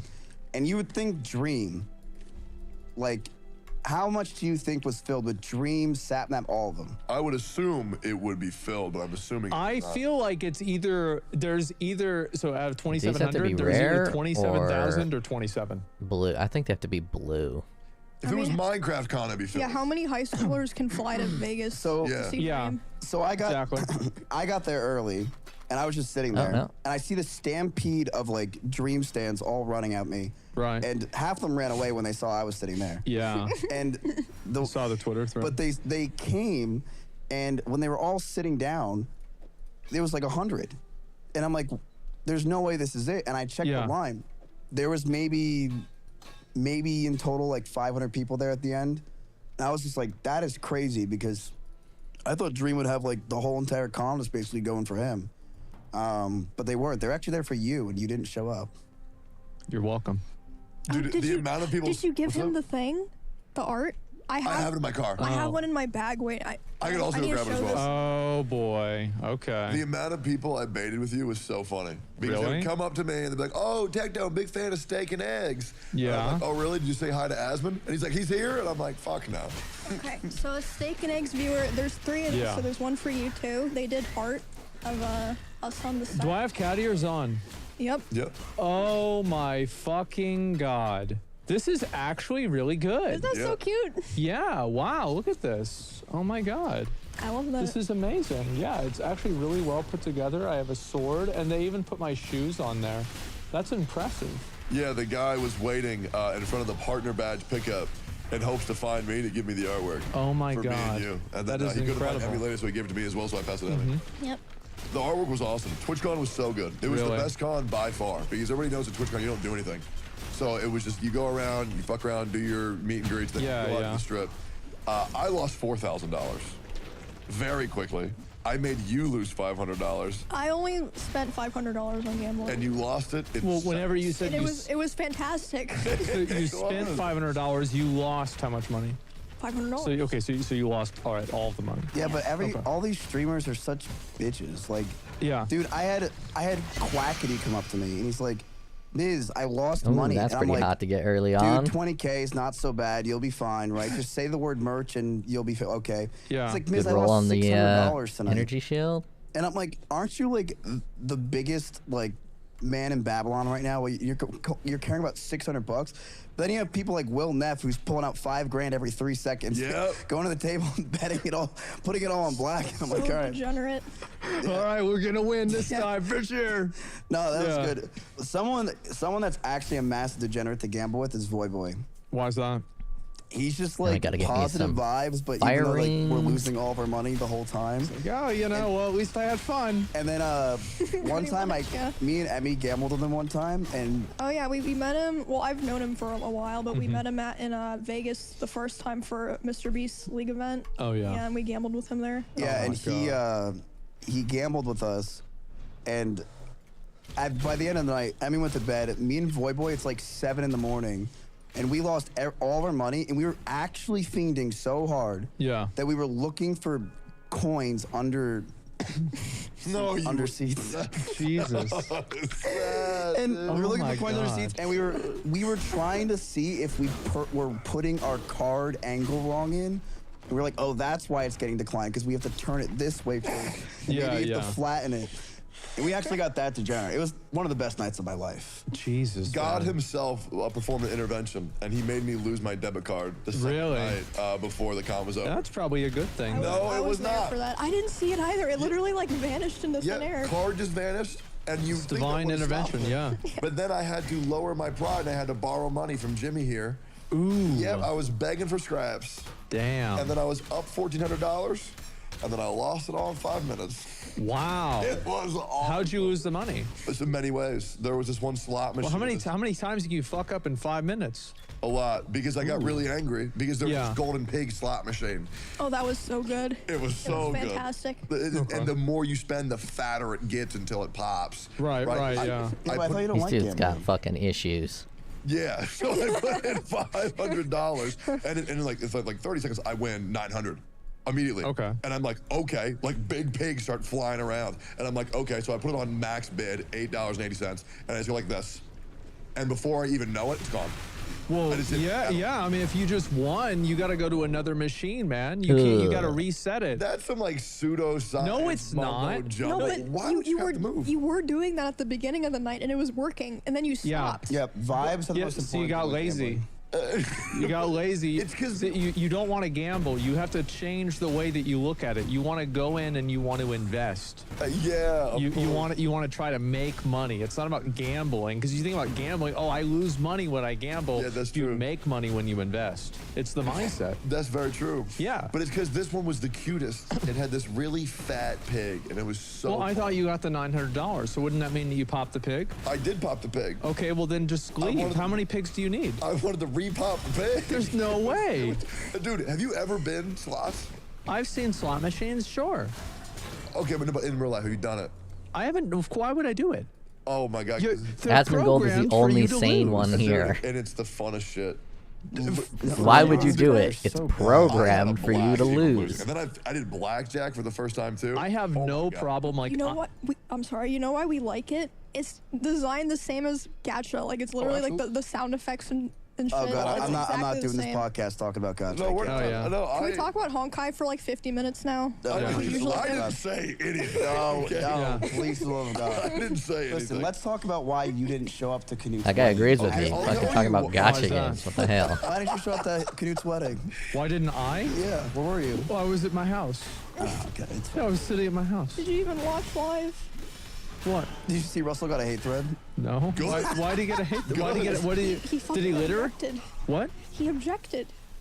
To what? So Canute it was literally to them getting married? Yes. He gets up and says, "I object," and then looks around the room, and then he does a smirk, and some people were laughing, and then he sat down. He gets a huge hate thread, and everyone's For hating what? him. Me personally, I thought it was hilarious. So did Canute. No one gave a crap. Yeah, I thought it was scripted.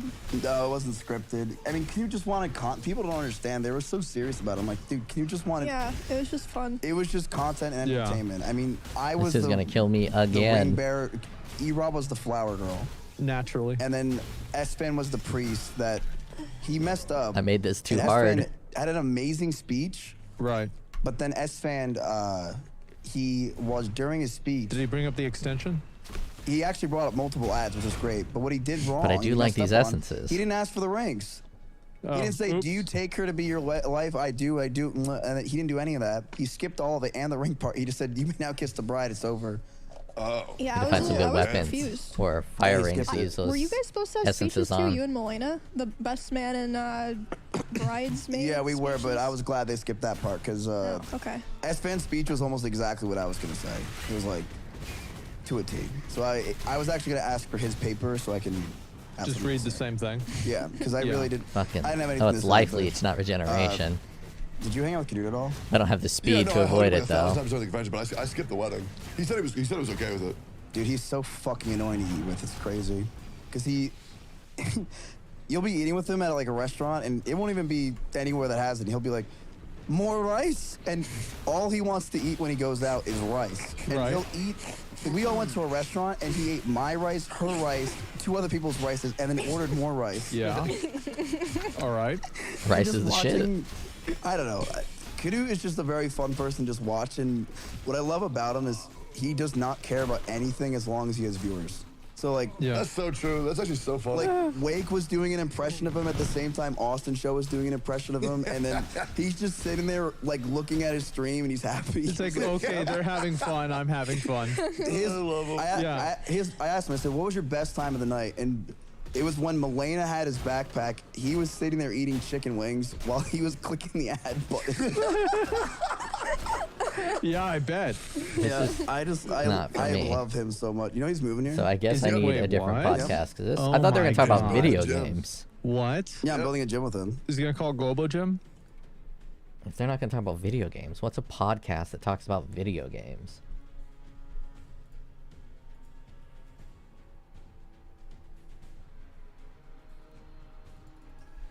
I'm just gonna Google video. Hey, wait, buddy. I'm trying to Google things.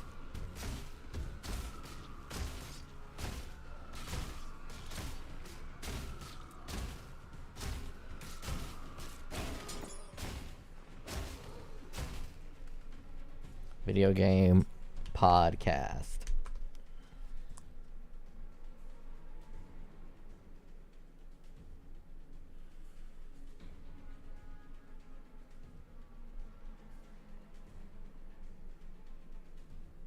Lex Friedman, Elon The Musk. following is a conversation with Elon Musk, his 4th time on this, the Lex Friedman podcast.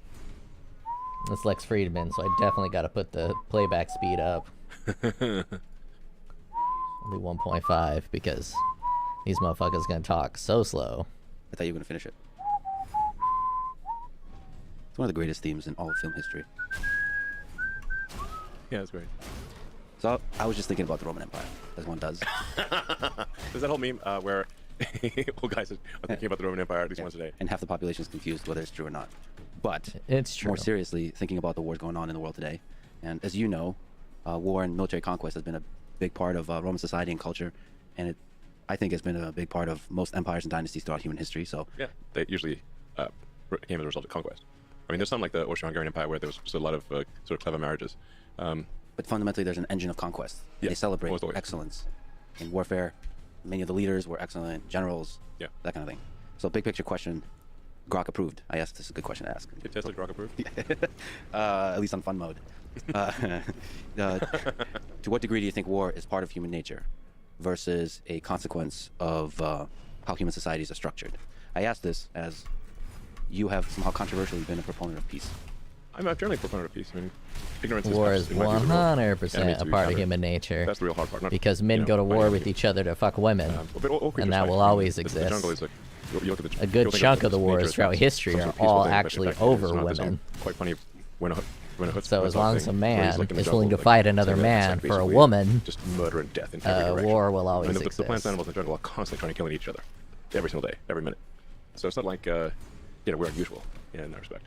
Well, there's a relevant question here, whether with greater intelligence comes greater control over these base instincts of violence. Yes, we have much more of an ability to control our limping instinct for violence than, say, a chimpanzee. And in fact, if one looks at, say, chimpanzee society, it is not friendly. I mean, the bonobos are an exception, but chimpanzee society is full of violence and quite horrific, frankly. But that's our limbic system in action. Like, you don't want to be on the wrong side of a chimpanzee. You'll eat your face off and tear your nuts off. Yeah, basically there's no limits or ethics or the Romans had just war. There's no just war in chimpanzee societies. Is war and dominance by any means necessary? Yeah, chimpanzee society is like a primitive version of human society. They're not like peace loving, basically, at all. better. There's extreme violence.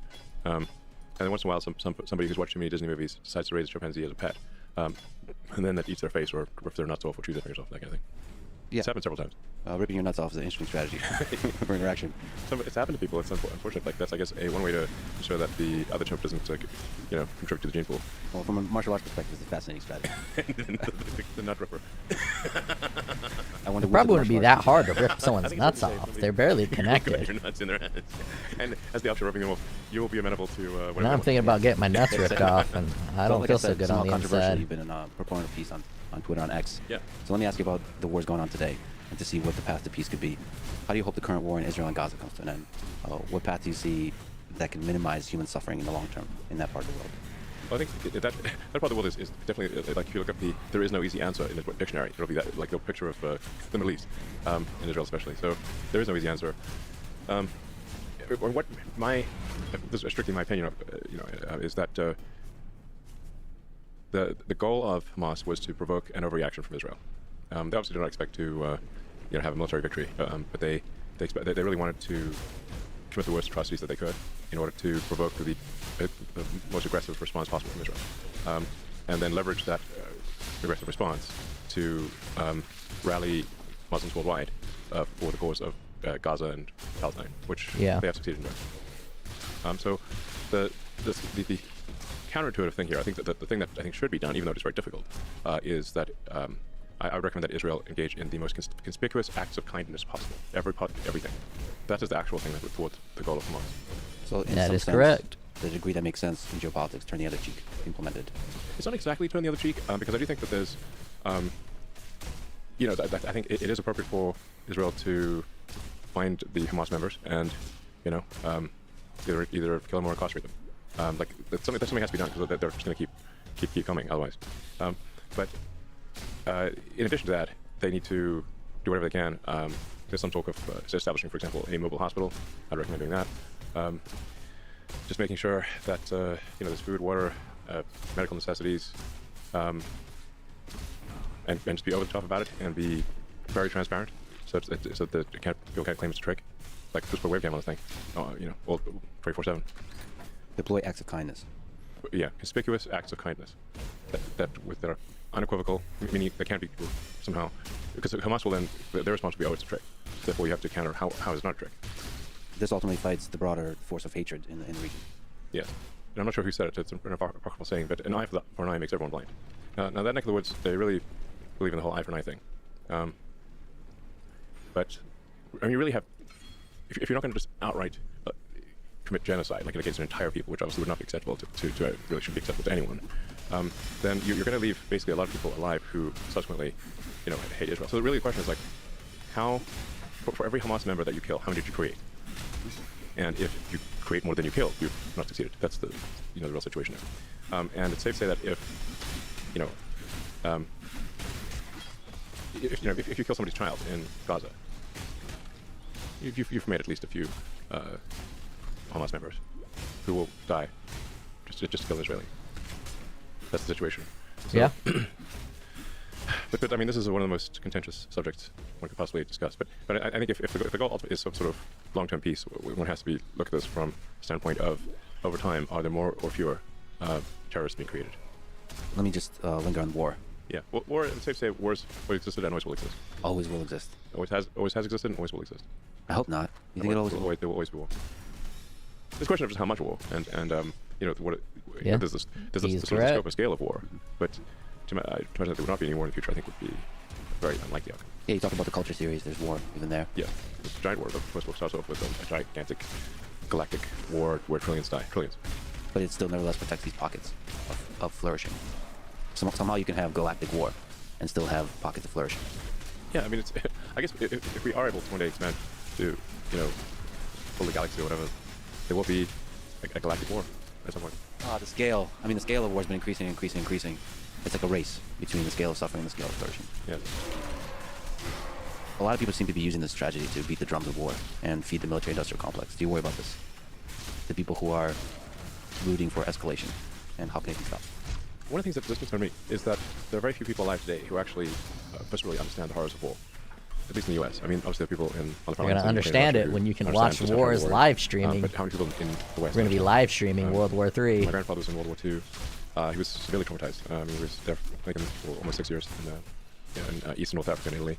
All his friends were killed in front of him. And he would have died too, except they randomly gave some IQ test or something. And he scored very high. And he was not an officer, he was I think corporal or sergeant or something like because he didn't finish high school. He had to drop out of high school because his dad died, and he had to work to support his siblings. So because he didn't graduate high school, he was not eligible for the officer corps. So, he kind of got put into the cannon fodder category, basically. But then, just randomly, they gave him this test. He was transferred to British intelligence in London. That's where he met This my is kind of grandmother. pointless. But he had PTSD Generate. next level. I mean, I can generate. Didn't talk. Okay. Didn't talk. And if you tried talking to him, he'd just tell you to shut up. And he won a bunch of medals. Never bragged about it once. Not even hinted. Nothing. I found out about it because his military records are online. That's how I know. So he would say no way in hell do you want to do that again. But how many people? Now he died 20 years ago or longer, actually 30 years ago. How many people are alive that remember World War II? Not many. And the same perhaps applies to the threat of nuclear war. Yeah, I mean there are enough nuclear bombs pointed at the United States to make the radioactive rubble bounce many times. There's 2 major wars going on right now. So you talked about the threat of AGI quite a bit, but now as we sit here with the intensity of conflict going on, do you worry about nuclear war? I think we shouldn't discount the possibility of nuclear war. It is a civilizational threat. Right now, I could be wrong, but I think that the current probability of nuclear war is quite low. But there are a lot of nukes pointed at us. And we have a lot of nukes pointed at other people. Still there. Nobody's put their guns away. The missiles are still in the silos. And the leaders don't seem to be the ones with the nukes talking to each other. No. There are wars which are tragic and difficult on a local basis, and then there are wars which are civilization ending, or have that potential. Obviously, global thermonuclear warfare has high potential to end civilization, perhaps permanently, but certainly to severely wound and perhaps set back human progress by to the Stone Age or something. I don't know. Pretty bad.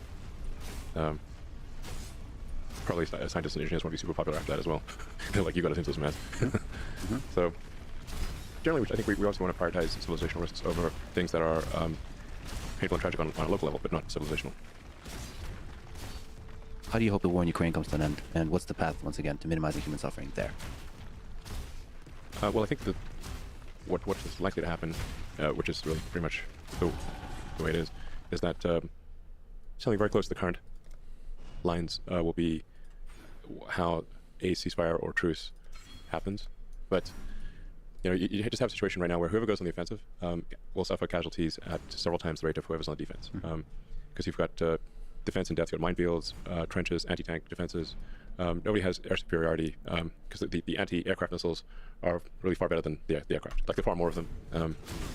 So neither side has air superiority.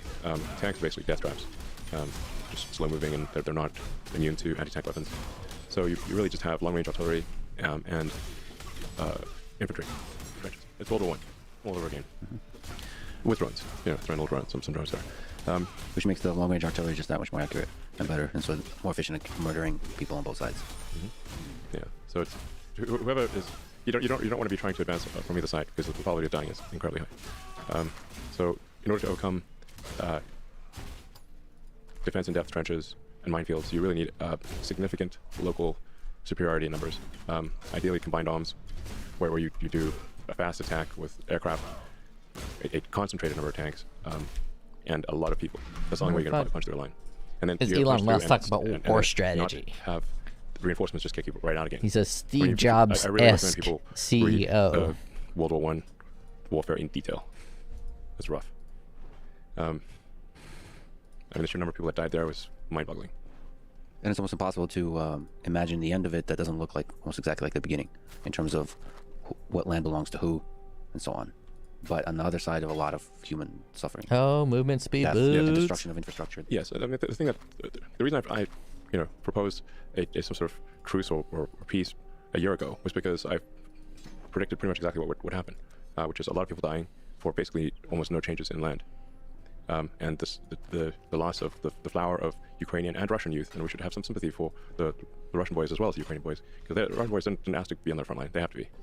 So, there's a lot of sons not coming back to their parents, and I think most of them don't really have, they don't hate the other side.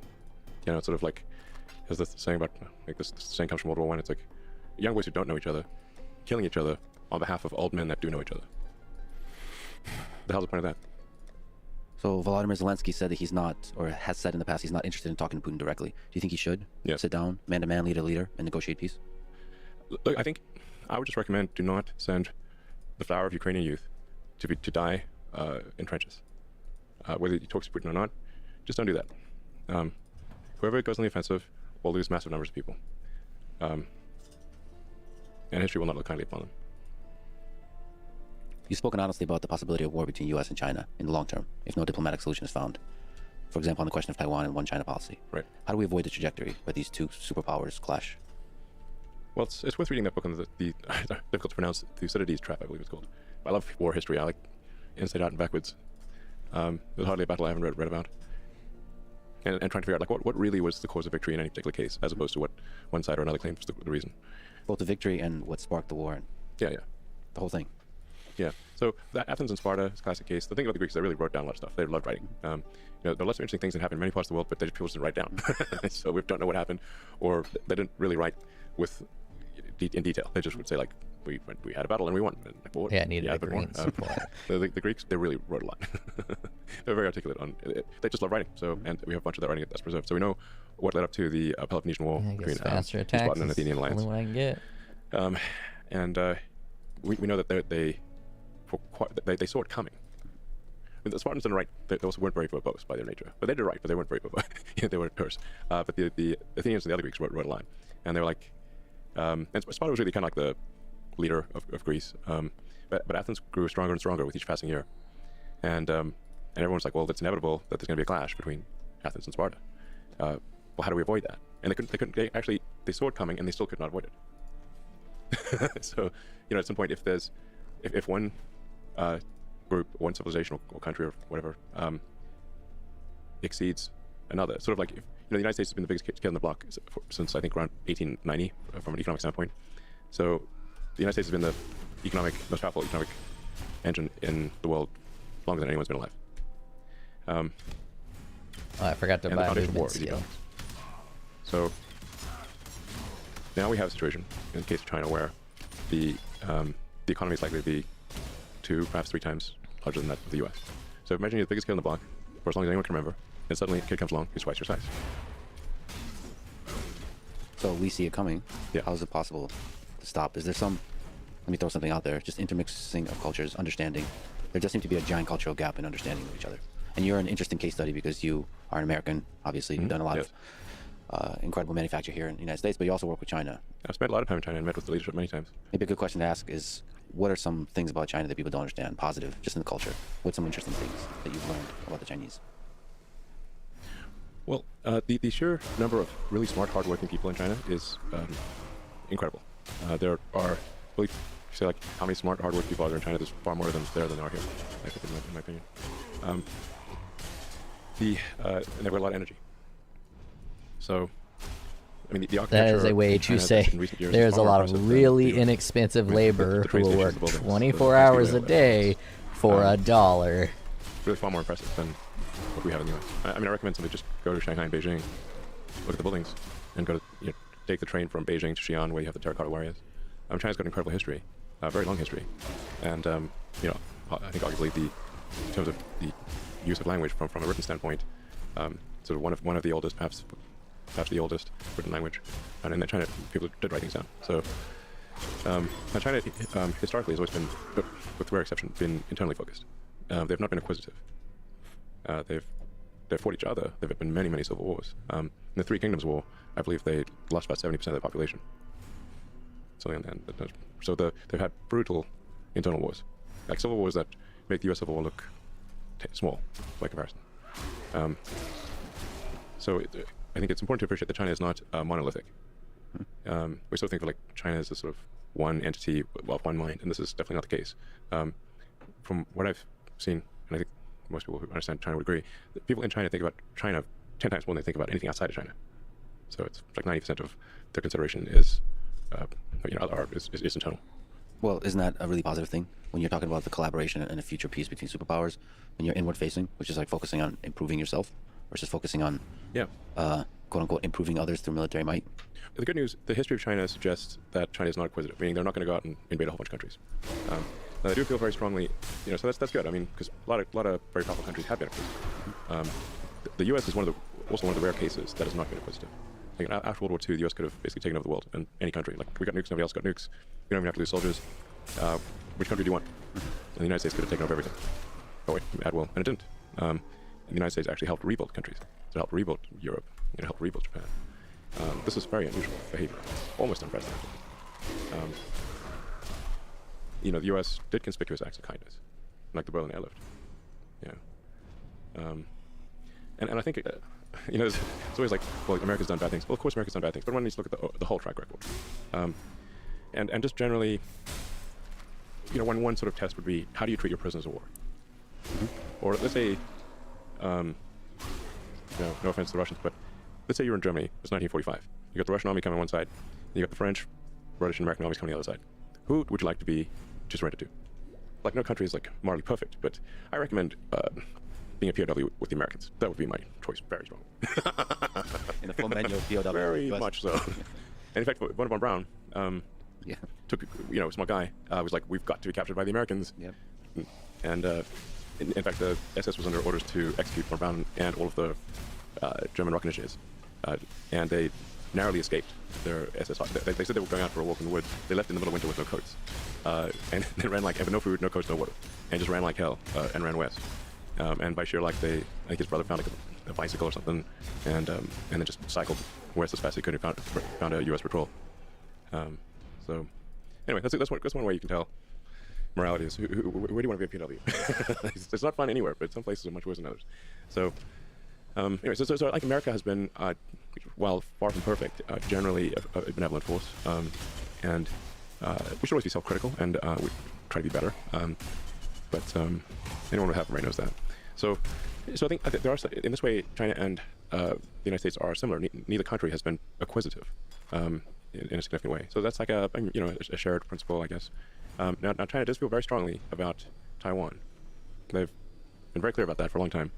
From their standpoint, it would be like one of the states is not there like Hawaii or something like that, but more significant than Hawaii.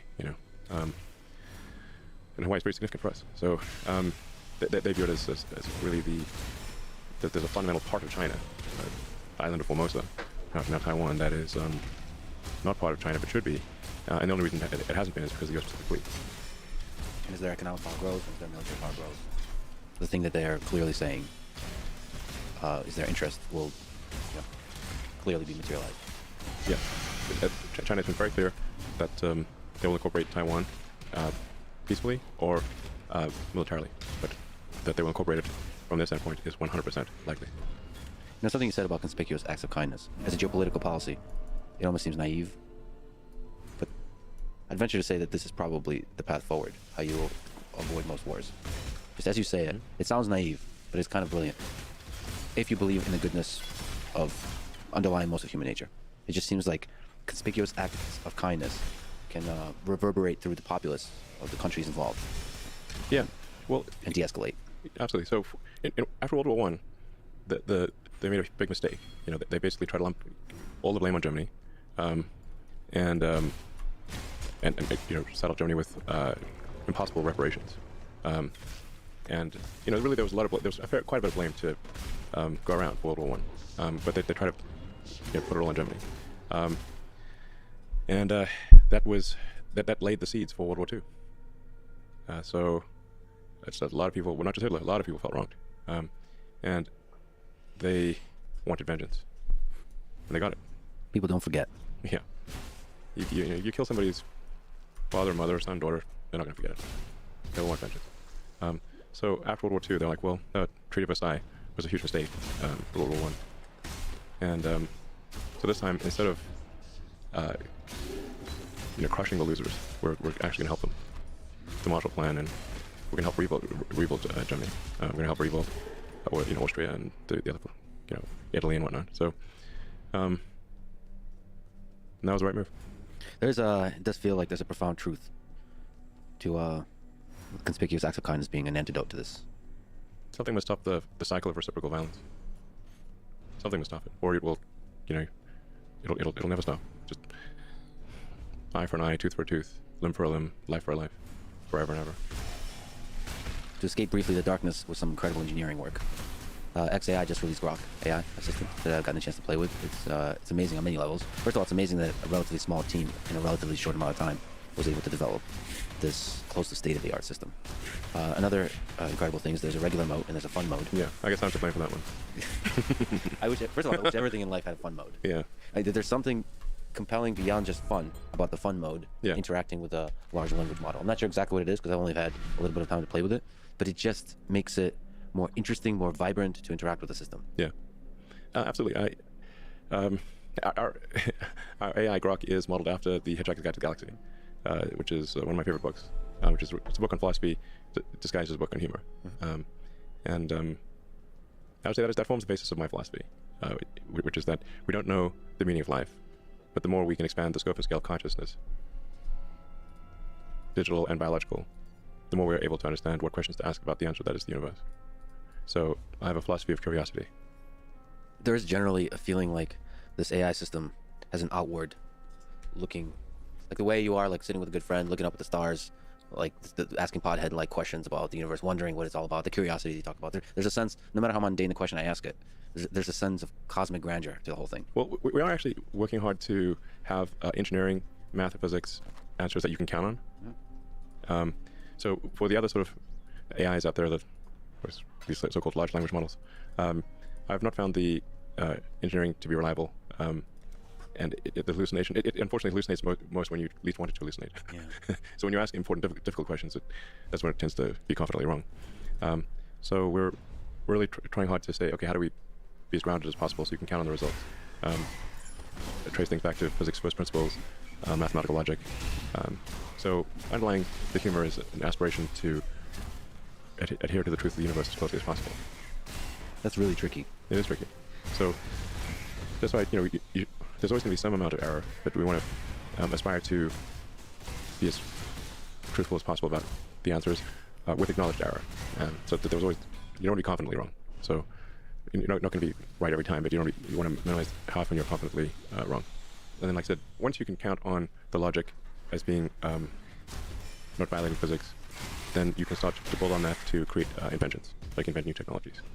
But if you cannot count on the foundational physics being correct, obviously the inventions are simply wishful thinking, imagination land, magic, basically. Well, as you said, I think one of the big goals of XAI is to understand the universe. Yes, that's our simple three-word mission. If you look out far into the future, do you think, on this level of physics, the very edge of what we understand about physics, do you think it will make discoveries, sort of the sexiest discovery of them as we know now, sort of unifying general relativity and quantum mechanics, so coming up with a theory of everything? Do you think it could push towards that direction, almost like theoretical physics discoveries? If an AI cannot figure out new physics, it's clearly not equal to humans, let alone nor has surpassed humans, because humans have figured out new physics. They've just, physics is just understanding, evening one's insight into how that reality works, and then there's engineering, which is inventing things that have never existed. Now, the range of possibilities for engineering is far greater than for physics, because we once figure out the rules of the universe. That's it. You've discovered things that already existed, but from that you can then build technologies that are really almost limitless in the variety and it's like once you understand the rules of the game properly, and we do in current physics, we do at least at a local level understand how physics works very well. Our ability to predict things is incredibly good. Like quantum mechanics the degree to which quantum mechanics can predict outcomes is incredible. That was my hardest class in college, by the way. my senior quantum mechanics class was harder than all of my other classes together. To get an AI system, a large language model, to reliably be as reliable as quantum mechanics and physics is very difficult. Yeah, you have to test any conclusions against the ground truth of reality. Reality is the ultimate judge. Like physics is the law, everything else is a recommendation. I've seen plenty of people break the laws made by man, but none break the laws made by physics. It's a good test, actually. If this LLM understands and matches physics, then you can more reliably trust whatever it thinks about the current state of politics. In some sense. And it's also not the case currently that even its internal logic is not consistent. So it's especially with the approach of like just predicting token, predict token, predict token. It's like a vector sum. You're summing up a bunch of vectors. You can get drift. So as those, a little bit of error adds up, and by the time you are many tokens down the path, it doesn't make any sense. So it has to be somehow self-aware about the drift. It has to be self-aware about the drift, and then look at the thing as a gestalt, as a whole, and say, does it have coherence as a whole? So, when authors write books, they will write the book and then they'll go and revise it, taking into account all the end and the beginning and the middle, and rewrite it to achieve coherence, so that it doesn't end up in a nonsensical place. Maybe the process of revising is what reasoning is, and then that's the process of revising is how you get closer and closer to truth. Maybe you, at least I approach it that way. You just say a bunch of bullshit first, and then you get better. You start at bullshit, and then you get. You create a draft, and then you iterate on that draft until it has coherence, until it all adds up. Another question about theory of everything, but for intelligence. Do you think there exists, as you're exploring this with XAI, creating this intelligence system, do you think there's a theory of intelligence where you get to understand what is the I in AGI and what is the I in human intelligence? There's no I in Team America. No, it's gonna be stuck in my head now. Yeah. There's no me in whatever. In quantum mechanics. Oh wait. I mean, is that part of the process of discovering, understanding the universe, is understanding intelligence? Yeah. Yeah, I think we need to understand intelligence, understand consciousness. I mean, there are some sort of fundamental questions of like, what is thought? What is emotion? Yeah. Is it really just one atom bumping into another atom? It feels like something more than that. So I think we're probably missing some really big things, like some really big things. Something that'll be obvious in retrospect. Yes. Like there's a giant. Like you put the whole consciousness, emotion. Well, some people would call it like a soul. Religion is a soul. Like you feel like you're you, right? I mean, you don't feel like you're just a collection of atoms. But in what dimension does thought exist? What dimension do emotions exist? We feel them very strongly. I suspect there's more to it than atoms bumping into atoms. And maybe AI can pave the path to the discovery of whatever the hell that thing is.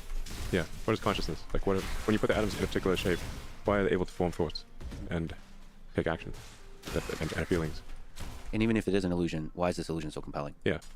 Like, why does this illusion exist? Yeah. On what plane does this illusion exist? Yeah. And I sometimes wonder is, either perhaps everything's conscious or nothing is conscious. One of the two. I like the former. Everything conscious just seems more fun. It does seem more fun, yes. But we're composed of atoms, and those atoms are composed of quarks and leptons. And those quarks and leptons have been around since the beginning of the universe. Now it's definitely time to put my mobility skill on. Right. What seems to be the beginning of the universe? The first time we talked, you said which is surreal to think that this discussion was happening and is becoming a reality. I asked you what question would you ask an AGI system once you create it, and you said what's outside the simulation is the question. And good question. Yeah. But it seems like with Grok, you started literally the system's goal is to be able to ask such questions, to answer such questions, and to ask such questions. Where are the aliens? Where are the aliens? That's one of the Fermi paradox question. A lot of people have asked me if I've seen any evidence of aliens, and I haven't, which is kind of concerning, because then I think I'd probably prefer at least to have seen some archaeological evidence of aliens. To the best of my knowledge, there is no proof. I'm not aware of any evidence of aliens. If they're out there, they're very subtle. We might just be the only consciousness, at least in the galaxy. And if you look at the history of Earth, my stash. One is to believe the archaeological record. So I just start picking up weapons and using them on them. Civilization, as measured from the first writing, is only about 5,000 years old. We have to give some credit there to the ancient Sumerians, who aren't around anymore. I think it was archaic pre-cuneiform was the first actual symbolic representation, but only about 5,000 years ago. I think that's a good date for when one would say civilization started. I forgot that's to 1 put million my mobility skill on. So civilization's been around. It's really a flash in the pan so far. And why did it take so long? For 1.5 billion years. For the vast majority of the time, there was no life, and then there was archaic bacteria for a very long time, and then you had mitochondria get captured, multicellular life, differentiation into plants and animals, life moving from the oceans to land, mammals, higher brain functions, and the sun is expanding slowly, but it will overheat. It will heat the Earth up at some point in the future, boil the oceans, and Earth will become like Venus, where no life as we know it is impossible. So if we do not become multiplanetary, and ultimately go beyond our solar system, annihilation of all life on Earth is a certainty. A certainty. And it could be as little as, on the galactic timescale, 500 million years. It's a long time by human standards, but that's only 10% longer than Earth has been around at all. Mm-hmm. So if life had taken 10% longer to evolve on Earth, it wouldn't exist at all. We've got a deadline coming up. Yeah. Better hurry. But that said, as you said, humans, intelligent life on Earth developed a lot of cool stuff very quickly. So yes. it seems like becoming multiplanetary is almost inevitable, unless we destroy. We need to do it. I mean, it's not. I mean, I suspect that there if we are able to go out there and explore other star systems, there's a good chance we find a whole bunch of long dead one-planet civilizations that never made it past their own planet. That's so sad. Yeah. Sad. Also fascinating. I mean, there are various explanations for the Fermi paradox, and one is the sort of there's these great vultures which civilizations don't pass through, and one of those great vultures is, do you become a multi-planet civilization or not? And if you don't, it's simply a matter of time before something happens on your planet, either natural or man-made, that causes us to die out, like the dinosaurs. Where are they now? They didn't have spaceships. So I think the more likely thing is, because just to empathize with aliens, that they found us and they're protecting us and letting us be. I hope so. Nice aliens. Just like the tribes in the Amazon, the uncontacted tribes were protecting them. That's what. That would be a nice explanation. Or you could have like what was it? I think Andre Kapathi said it's like the ants in the Amazon asking, "Where's everybody?" Well, they do run into a lot of other ants. That's right. They're these ant wars. Sounds like a good TV show. Yeah, they literally have these big wars between various ants. Yeah, maybe I'm just dismissing all the different diversity of ants. You should listen to that Werner Herzog talking about the jungle. It's really hilarious. Have you heard it? No, I have not. Awesome. But Werner Herzog is away. You should play it for the as an interlude in the. Yeah. It's on YouTube. It's awesome. I love him so much. Yeah, he's great. Was he the director of Happy People Life in the Taiga? I think also. He did that bear documentary. The bear documentary. And the thing about penguins. Yeah.